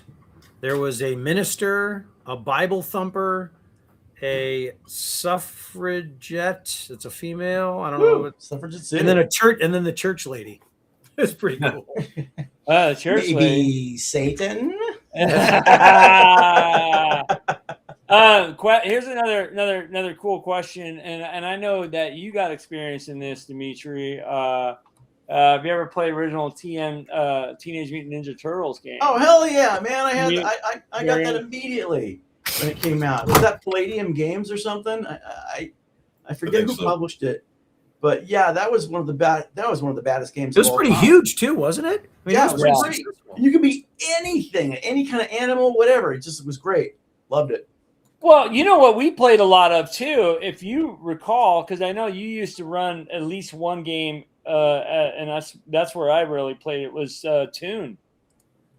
You played a lot. You used to be the only person that run Toon at. Absolutely, and I thought Toon was a great game to concept in because it's a D6. You can come up with some wacky stuff on the fly and then just have the players fill it in for you. My favorite kind of thing to do in Toon is 40s style cartoons. Have you ever watched those? From the 40s, they're like not for kids. That's some adult stuff like Fritz the Cat and all these ones where it's Bugs Bunny versus the Nazis, and it's adult themed. So I would set up these World War II scenarios, and I'd make the bad guys like these doughboys that are literally made of Play-Doh, and then the characters are like the Dirty Dozen. They're like these guys are going to storm the fort, and they get killed every time. But you don't get killed in Toon. You just come back. You get bonked, and then you come back next round. So, that is the greatest place to actually do some thinking out loud about certain scenarios that you want to write, but you don't have the guts to just go the whole way. So you put it down, and then you just let the players just sandbox it and have a good time with it in a game that has very low risk, low investment. Yeah. Well, and that's the ultimate, I think, game in for improv. You know what I mean? Like for just making stuff, like you said, making stuff up on the fly. Which as any like kind of veteran DM does that in their game, anyways. You know what I mean? But that Toon takes that to another level, man. I feel like because there's not rules for anything in that game if you really think about it. No, you're gonna assign the dice value to it and just say, of course, or whatever. Now, in the late '80s, there was a game that took it to the next level, and it was called Teenagers from Outer Space. And I used to run that at cons, and it was great because it's like a Saturday morning cartoon, and you could do these like Scooby-Doo things with kids, and they're all teenagers at a high school, but there's aliens and stuff. So you can put together this kind of weird kind of 80s cartoon scenario. The one that I ran at the con one year was there's a pizza man, an evil pizza man, and he's selling these slices that's mind controlling people, and they're turning into these zombies. So I had players get together and find out what was happening and how to stop the evil pizza man. Yeah. What's up, Chuckles? Yeah. Off to bed. All right, that's what I'm talking about. Uh-oh. What do we got here? Let's make the screen bigger. Here we go. In Big and 8. Oh, look at that. Is that Teenagers from Outer Space inspired? Yeah, the Misfits song. Teenagers Oh, from yeah. Mars. Yeah. Oh, man, I love that. But it's also horror business because, I'll scoot it over this. Scoot over a little bit. Yeah, other way. Yeah, there we go. Right there. Don't go in the bathroom with me. Oh, wow. That's actually really awesome, dude. I want that on a t-shirt, man. That is so punk rock. Yeah, this is you get it. That's cyberpunk. Yeah. He's in the bathroom stall. Yeah. It's 76 station. He's at that guy the guy in the stall's asking, does anyone have any cheese? Yeah. I got the cheese knife. He brought a knife to Right, slice. yeah. Who's got the cheese? Yeah. Who cut the cheese? That's so bad. Thought I'd bring that out. I did that for an art show. Did you paint that, Casey? Did you paint that? Yeah. I gotta ask. Nice job, man. Thank you. We had a music of the inspired by the music of the Misfits art show at the local gallery a couple years ago. So that was one of my submissions. So, but I like all of it. Flair. I have zero artistic talent. I can draw stick people. That's where it all begins. In fact, I was teaching stick people this week. Yeah, but for me, that's where it all ends. You just make them. You make them chunky. They call it the stick and bean method. You know. Oh, there you go. Yeah. Oh, stick and move. Well, you need that where I grew up. Stick and move. All right, what do we got in the comments? GM, what do we got in the comments? Anything coming through? Says Casey, is that supposed to be the Crimson Ghost? Yeah, absolutely. Yeah, Nice. it is. Let me see here. Yeah, I think I got all the questions. Yeah, there's you guys, thanks so much for all the crazy all the comments in the back and forth here. This has been really a lot of fun. Well, I think we talked about alignment tonight. You know, it's been and one thing too that people remember, like we're just giving our experience of how we run things at our table. Right. You can do it however the hell you want in your game. You know what I mean? Just so happens that I choose to use the rules as written in my games. I mean, for God's sake, I'm doing videos on, you know what I mean? Like the rules. So how would it be for me to I'll get to the smell in my book in a minute. How would it be if I'm like, you know, talking about the rules on this and that, and then, you know, I'm playing, you know, I add luck to my, you know, to my system. You know what I mean? Like, I don't know. I mean, you know what? There's no harm in that. But I had a question for you, and Dimitri, you triggered it, which was that luck coin, right? Have you guys ever used an unluck coin? So picture this: you're at the table. An unluck coin. You're evil. Hang on, real quick. Jimison just gifted 5 memberships. Thank you, buddy. Dude. Thanks, brother. Appreciate it. 5 people got complimentary 1-month memberships to the best AD&D channel out there ever. I shouldn't boast like that, but you know, the DM and friends, this community that we have right here. So thank you so much. Yeah, it is the best D&D channel out there. Anyways, go ahead, Greg. I'll even focus in on you. Watch this. The unluck coin. So the unluck coin, right? Which would be if you have a player at the table. Move to your right. Like, you know, I'm going to balance it out. Move to my right. You mean my left? My right left? My wrong right? You're You want good. to see Conan again? There he is. He's thinking. All right, enough of that. All right.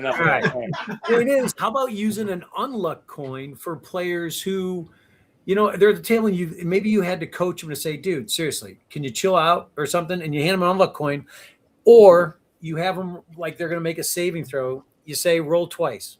If you fail, you lose. I don't know. I'm thinking maybe to balance it out. Crazy thought. Random crazy thought. You know, I mean, I think of it like this: the players make so many rolls as it is that their bad luck is going to come out eventually. That's true. 100%. I throw bennies because I want people to feel good. Yeah. Yep. I did have a thing called the Dolorous coin as a gimmick in one of the adventures that I wrote, where you saw it and you crave it and you have to have it. You need to put it in your pocket and you'll file it anywhere. And when you get it, other people who've seen the coin might murder you in your sleep for it. There you go. Yeah. You know, I've used kind of luck coins in, you know, little I have these little kind of just a wooden chip that I'd throw out for somebody doing something cool, and they could use that in any game that session or any, you know, session after as a kind of a gimme or a re-roll or you know something like that, you know, right? Not really a set mechanic, but you know, like, hey, I want to use this, you know, to re-roll or to, you know, make my odds better or whatever. So I used to do that. I don't do it anymore. I probably would if I wasn't so raw. If you weren't so raw, I can't. So on dope. Raw's the way. Yeah. Me participating in my agency of chaos once upon a time, not so long ago. Wow, there's a guy who runs a pretty famous game, and I graphic designed some fake money with his face on it, and I passed it around to all the people who play in his games before the con got going, so that they could bribe him for stuff during the game with the money with his face on it. And yeah. See, now that's a chaotic act right there. That Was is that definitely Steve Jackson? act. And I said, I'm a special guest. I do what I want. And it was well, or you can play with Mike Mornar and buy him a beer and he'll give you another hit point. There you go. There you go. Always bribe the DM. It pays off. Yeah. I don't know how many times we used to. And Gary Con back in the you know day, I haven't, you know, it was in the 2010s.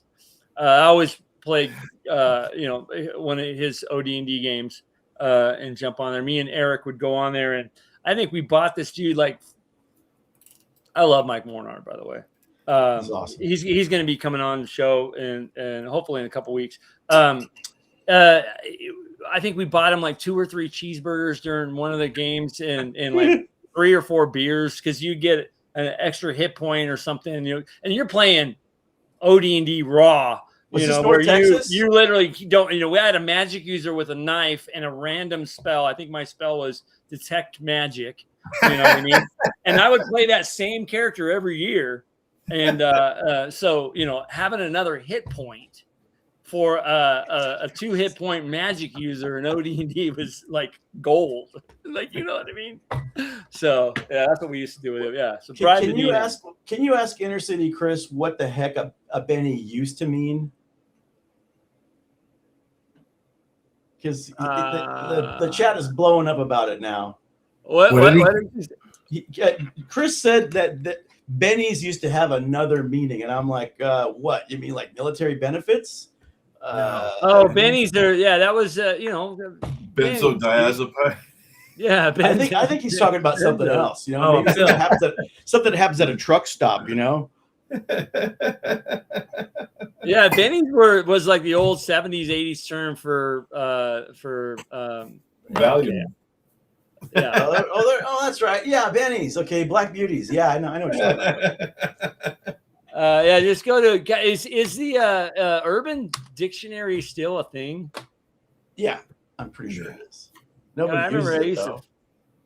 Okay, I put in Like, Bennies and it came up Bennies Italian foods. Yeah, that's far away from. Oh, Bad Mike's in the house.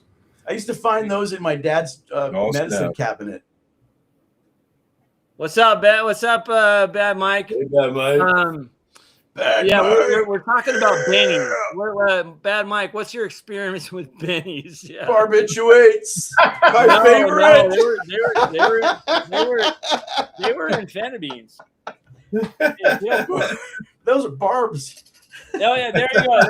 Yeah, Inner City Games. Yeah. The maker of Inner City Games comes up with the actual term amphetamine. And I don't know, guys. I don't know nothing about that kind of stuff. I'm lawful good. Remember, I'm a And paladin. if you did, you forgot it a long time ago. A long time ago. I don't know, Casey man. knew the drug reference. Shock face here. All I know is I never raided anybody's mama's drug cabinet at a party. Never have I ever. Never. Yeah. Jeez. Yeah. So, I mean, do we want to talk about this question here that came up? Which this could be a whole new show. But let's bring it up. Alignment language. We didn't even really talk about. Yeah. Hit that one, man. Hit that one. Where did it go? Yeah. I mean, it's in the book, and the more that I read why Gary put it in, I've always not used alignment language. I was like, nah, I don't like it. But the more I read about it, the more I like it. Now, it's not the way I see it is it's not a physical language. Right. It's an understanding. Like thieves can to some degree. Yeah, well, thieves can't. Yeah, I would say that's even different too. But let me read in the DMG, this guy right here, what it says about alignment language. You guys can talk while I grab a spot here, please. Well, the DMG also warns you about using alignment out loud In the open, right? yeah. In the open. Yeah. Announcing in a crowd, "Hey, I'm lawful good." Exactly. Or You can tell by You'll your get slapped down. perfectly pressed outfit. That's right. No mud speckles on your But here's the thing, though. Okay, here's what's so goofy about it. If you change alignment, do you all of a sudden forget exactly fucking alignment language? I mean, no, it's BS, dude. It's got to be something that everybody can say. Yeah. It's just that if you're a particular alignment, you can say it in a way that is nuanced. Right. I would look at it as like the different religious sects would have certain symbols, certain handshakes, gestures, whatever. Yeah. Where someone would say a phrase, and if you heard that phrase, this is a friend. Yeah, And if you didn't catch the gist of what they were asking you the question about, right? Yeah, or gang signs, gang language. Thieves' Cant is based on hobo language, and it's also based on kind of the Cockney slang. Oh, and the traveler language and the Romani, whatever the Romani speak. Yeah. So let me read what it says, what Gary wrote in here. And so alignment language is a handy game tool which is not unjustifiable in real terms. Thieves did employ a special cant, right? Secret organizations and societies did and do have certain recognition signs, signals, and phrases, possibly special languages. And then he goes on and says, consider what the medieval Catholic Church, which used Latin as a common recognition and communication based on national boundaries. In AD&D, here we go. Here's the money shot. Alignment languages are a special set of signs, signals, gestures, and words which intelligent creatures use to inform other intelligent creatures of the same alignment of their fellowship and common ethos. And then it goes, alignment languages are never flaunted in public. So there it is. That's why I see it as an understanding. You know what I mean? It's a secret language. With a couple words in there. You know what I mean? Right. I don't know. It's kind of weird. Yeah.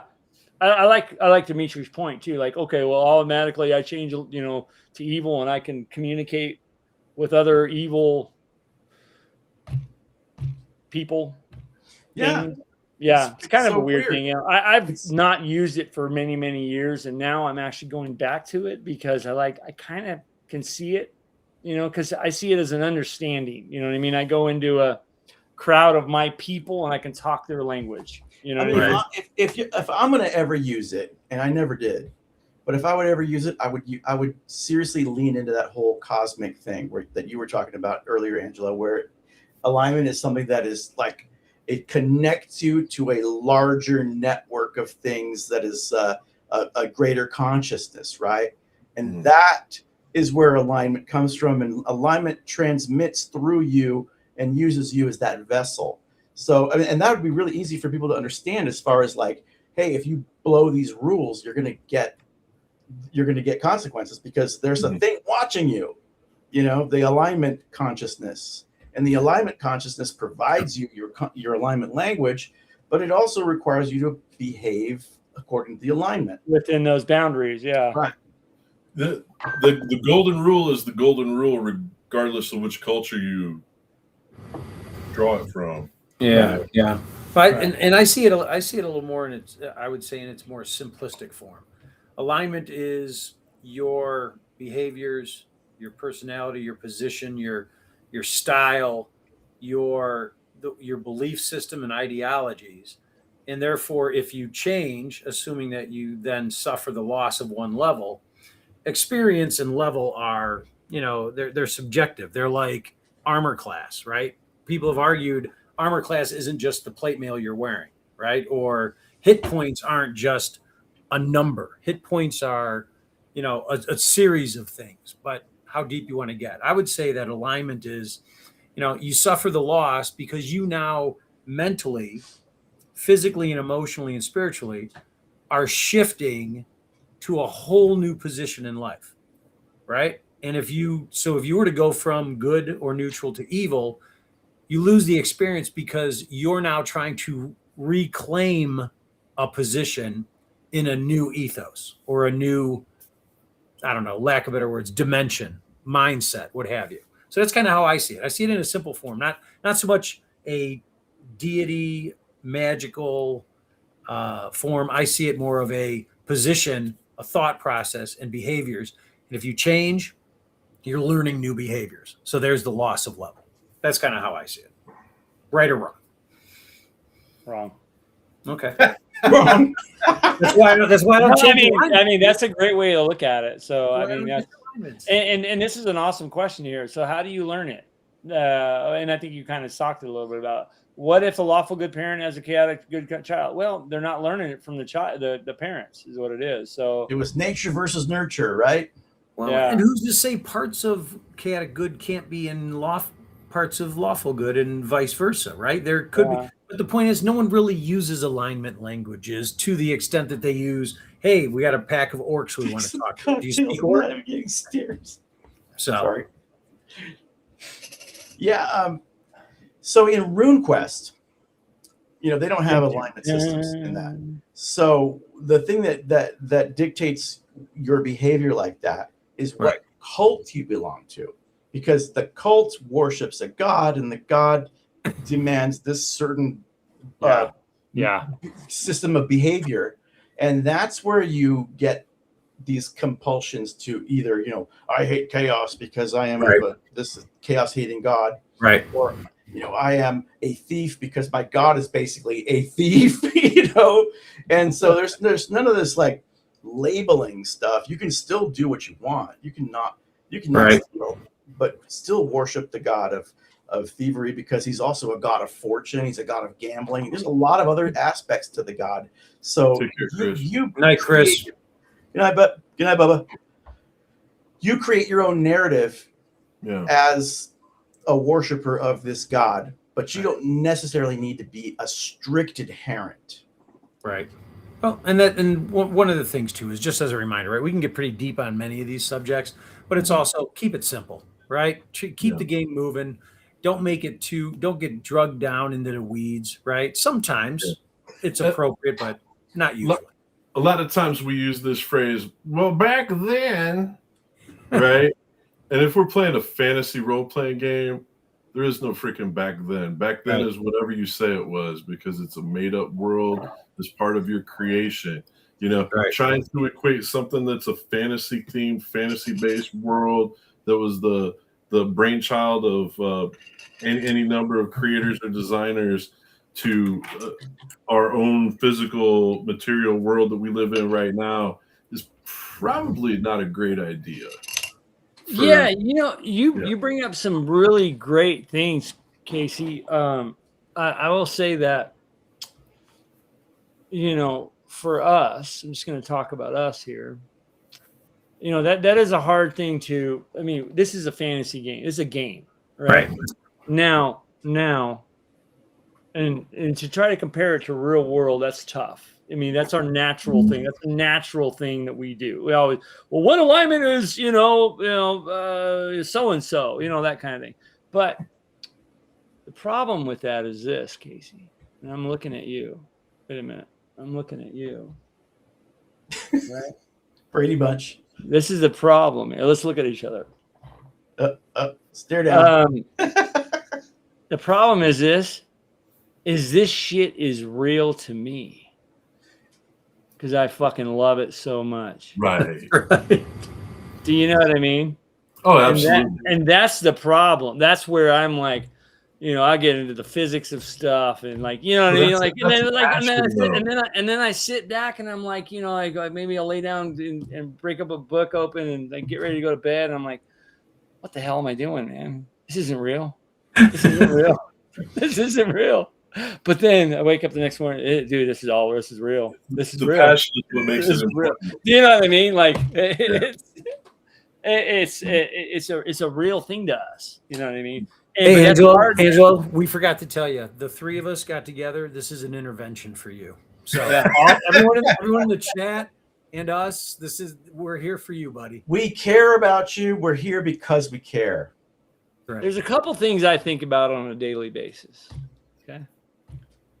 D&D. Think about Italian food. I think about my cat. I think about my friends. And I think about smelling your book. Oh man, just do you go to your books? How freaking amazing. This DMG smells. Yeah, we need to put him in a straight jacket and take him in for a bit. You know what they missed? You know what? TSR totally missed that vertical product. Remember back when we were in grade school, they used to have the scratch and sniff notebooks? They could have had the scratch and sniff player's handbook. It could smell like a dead lizard, a sweaty fighter. Brimstone. It could smell like brimstone, right? Yeah, dude, I love it. Well, I mean, someone create it. All of these books have their own distinct smell to them. They really do. Yeah,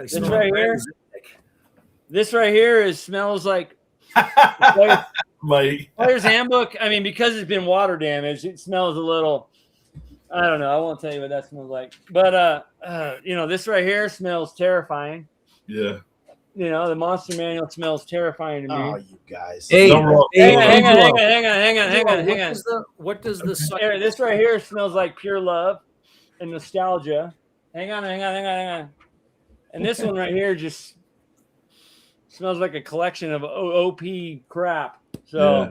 All my 2E books smell like Miller Lite and Marlboro cigarettes. I thought you were gonna say Boone's Farm, dude. No freaking respect. No respect. Boone's Farm. And Night Train. Train. Dude, that stuff is horrible. What is that there? If you scratch the hind quarters of that, what does it smell like? Rainbow. It smells like rainbows because god darn unicorns poop rainbows. It probably smells like 1980. Let me see. No, that would be 1979. That's what that smells like. Hey, Angelo, on your monster manual, page 18, the first. Look at the city of brass on the back of that Dungeon Master guide. You tell me what that smells like. Oh man, I don't know about you, but I won't be invited back. If you know exactly where I put my nose. You know exactly where I put my nose. Scratch and smell. Oh man. Oof. That's a great. Yeah, I don't know. Labrazoo. I'm out because I'm going to get into too much trouble with this. I'm going to get into way too much trouble with this. Right. Well, maids will last forever, and the classes of terrible kids. Yeah, or through. Yeah. T-Bird, Night Train, Savage. I'm on the night train. Oh my God, Tuna. What? Oh, that was the mermaid on the in the back pages of the DM guide. Yeah. Yeah. Yeah, alignment language. That's a fun one. Yeah. That went out of control. Beautiful. Yeah. I need my attention, please. We're good at that. Oh, I got to work tomorrow. So. Yeah, we got to what close does that this down. smell like? Let's close this Scratch a down. sniff right there. Oh my God. Yep, easily. Smells like Take drow. me. Smells like drow. It smells like like drow. Spider farts. Spider farts. Let me see. You ever do that? You ever rip one and then blame a spider? Blame the spider. Call him. Oh, This is how God, much of a nerd I am. was gonna I got say all this my- for that. What the hell? That is. I want that on a t-shirt. This has turned bad. Yeah. Stephen Clements. Steven, what's up? This is at the All the very way end, from Japan. just when we're closing. Steven, how you doing, brother? What's up, buddy? Yeah, let's shut this down. You know, I just want to say, you guys, this channel is called the DM and Friends, and you know, I was very happy to be on this Thursday night with my buddies, man. So thank you guys for being here. Thanks for jumping on and clowning around, talking about alignment.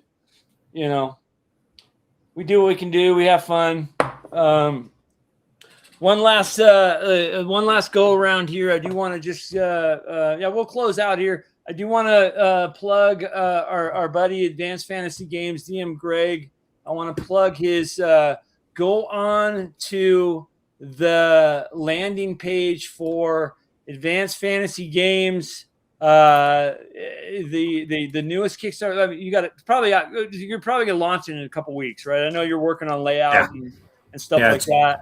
It's probably going to printer next week. I mean, all the files, I just got to review them. So you guys go on there, scan that, go check it out. And right now what you can do is you can just basically get notified for when he goes live. And, you know, I will say I've played in the first module. I've read through the first module. I've obviously put my name on the back of it, being that it's awesome. So I'm looking forward to, even though I know nothing about you, you've only told me tidbits about Cradle of Skulls, but if it's anything anywhere near the first one, it's going to be freaking bad ass. Badass. Thanks, man. Appreciate it. Nice. Looking forward to that, and we'll talk more about it once the campaign gets going. But my friend, definitely, we're here to support you on that. And I put in the link for your new drive-through print on demand for the first module, which is this guy right here. Yep, there you go.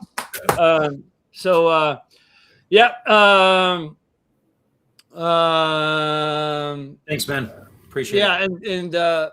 So we're going to talk more about that, you know, in the coming future here. I will also plug. So that's that guy. And so let's talk about this guy over here, right? Did I point the right way? Yeah, I did.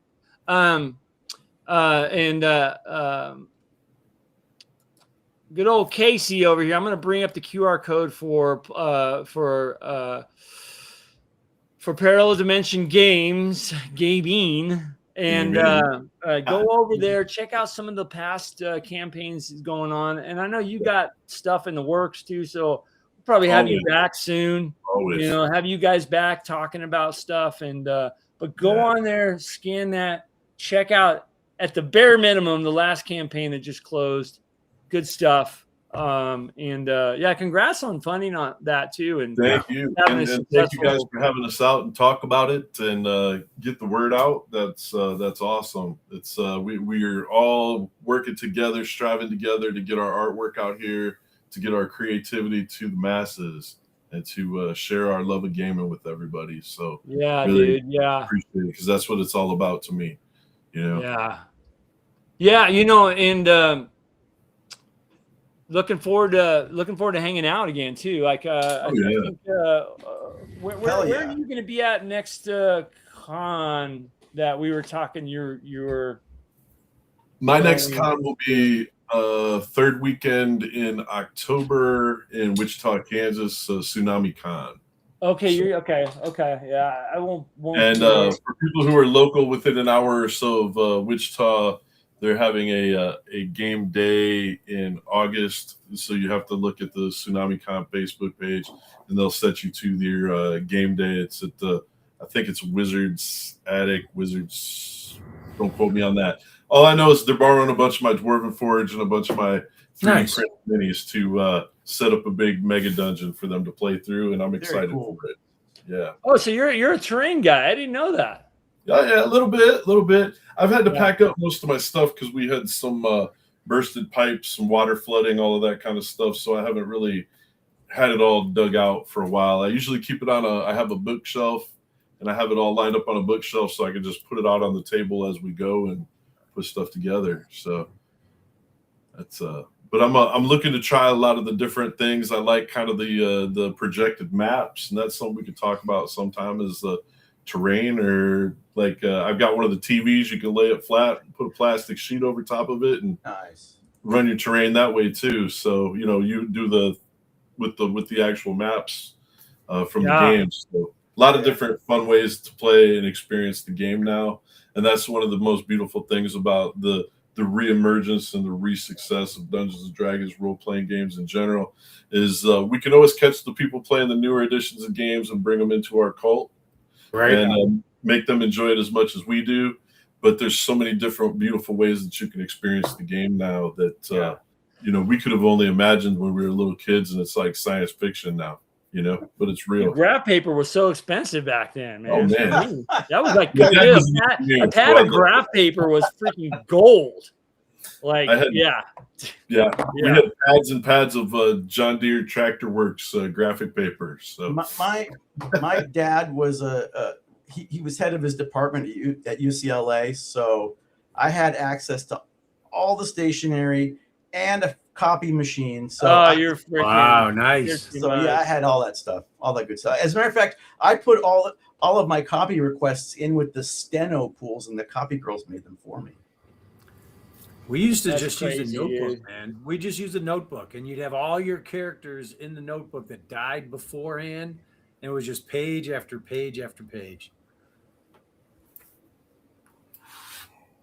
Low budget. What was it? That's the way to go. And that was before geomorphs came out, when we started using the graph. Oh, the geomorphs! Gosh, with a Sharpie. Yeah, love the geomorphs. I still use the geomorphs. I use them for other games. They're so useful. Yeah. Good stuff. Well, Dimitri, it seems like you've been seeing a lot of you lately. I'm really happy about that. It's been fun, dude. Oh yeah, absolutely. And it's been a long time since I've actually run an AD&D game, but you're giving me a lot of ideas for doing it, and I think maybe I'm going to have to start pulling out some of those adventures that we ran back in the day and retune them to with some modern sensibilities in mind. But I you know me, man. I mean, this alignment argument is very close to my heart, because you witnessed the whole destruction of our party over an alignment discussion, and it's like that for lightweights, okay, fine. Well, I'll tune it down. But if you're somebody who wants to play it, rules is written, and come suck it up, Buttercup. That's right. Come to the altar and worship at the feet of Gary, then I'm your man. I'm your man, because I'm not going to compromise. I'm not going to deviate from the rules as written there as they were said. Now, if Gary writes in wiggle room, I'll adjudicate that as B. But it's a 50-year-old game. We don't return to a 50-year-old game to try to jazz it up a bit, because we've got now umpteen million copies of or redos of what D&D was, and now it is. And when we want to return to that original thing, we want the authentic experience. And it's like going to a restaurant that serves authentic food. Sometimes it's not gonna make your taste buds happy. You're gonna be like, man, is this really what they eat in Oaxaca? It's like, yeah, man, you better eat some oxtail. You better eat some moose butt. You better eat something that's not going to be on the normal menu for you. but you're gonna if you want authentic, that's where you got to go. Yeah. It's all, yeah. There's also a bit of honoring it too. You know what I mean? Exactly. Like, yeah, exactly what you're saying. Yeah, I like it. I like it. I like it. I like it. And I always lean on the nostalgia, man. I was I'm still, dude, I'm chasing that first dice roll every game I play. You know what I mean? Yeah. Because I remember it. You know, I've talked about it here. I remember my first dice roll. Good stuff, dude. Yeah. I love these conversations. I love these times. I love it. I love it all. Well, how do we close? How do we get out? What do we do? Do I really hit the button? I don't know if I can do it, guys. Just tell them. I don't know if I can hit the end button. Play that. Play us out, Angelo. All right, should I do it? Yeah, all right, let's do it. All right, you guys. Hey, thank you guys so much for being in the comments and just you know, all the questions, all the cool stuff, man. We love you. The DM and Friends is here for you. Run any kind of question by any of us, and we got you. All right. Otherwise, I'm gonna leave you with this song.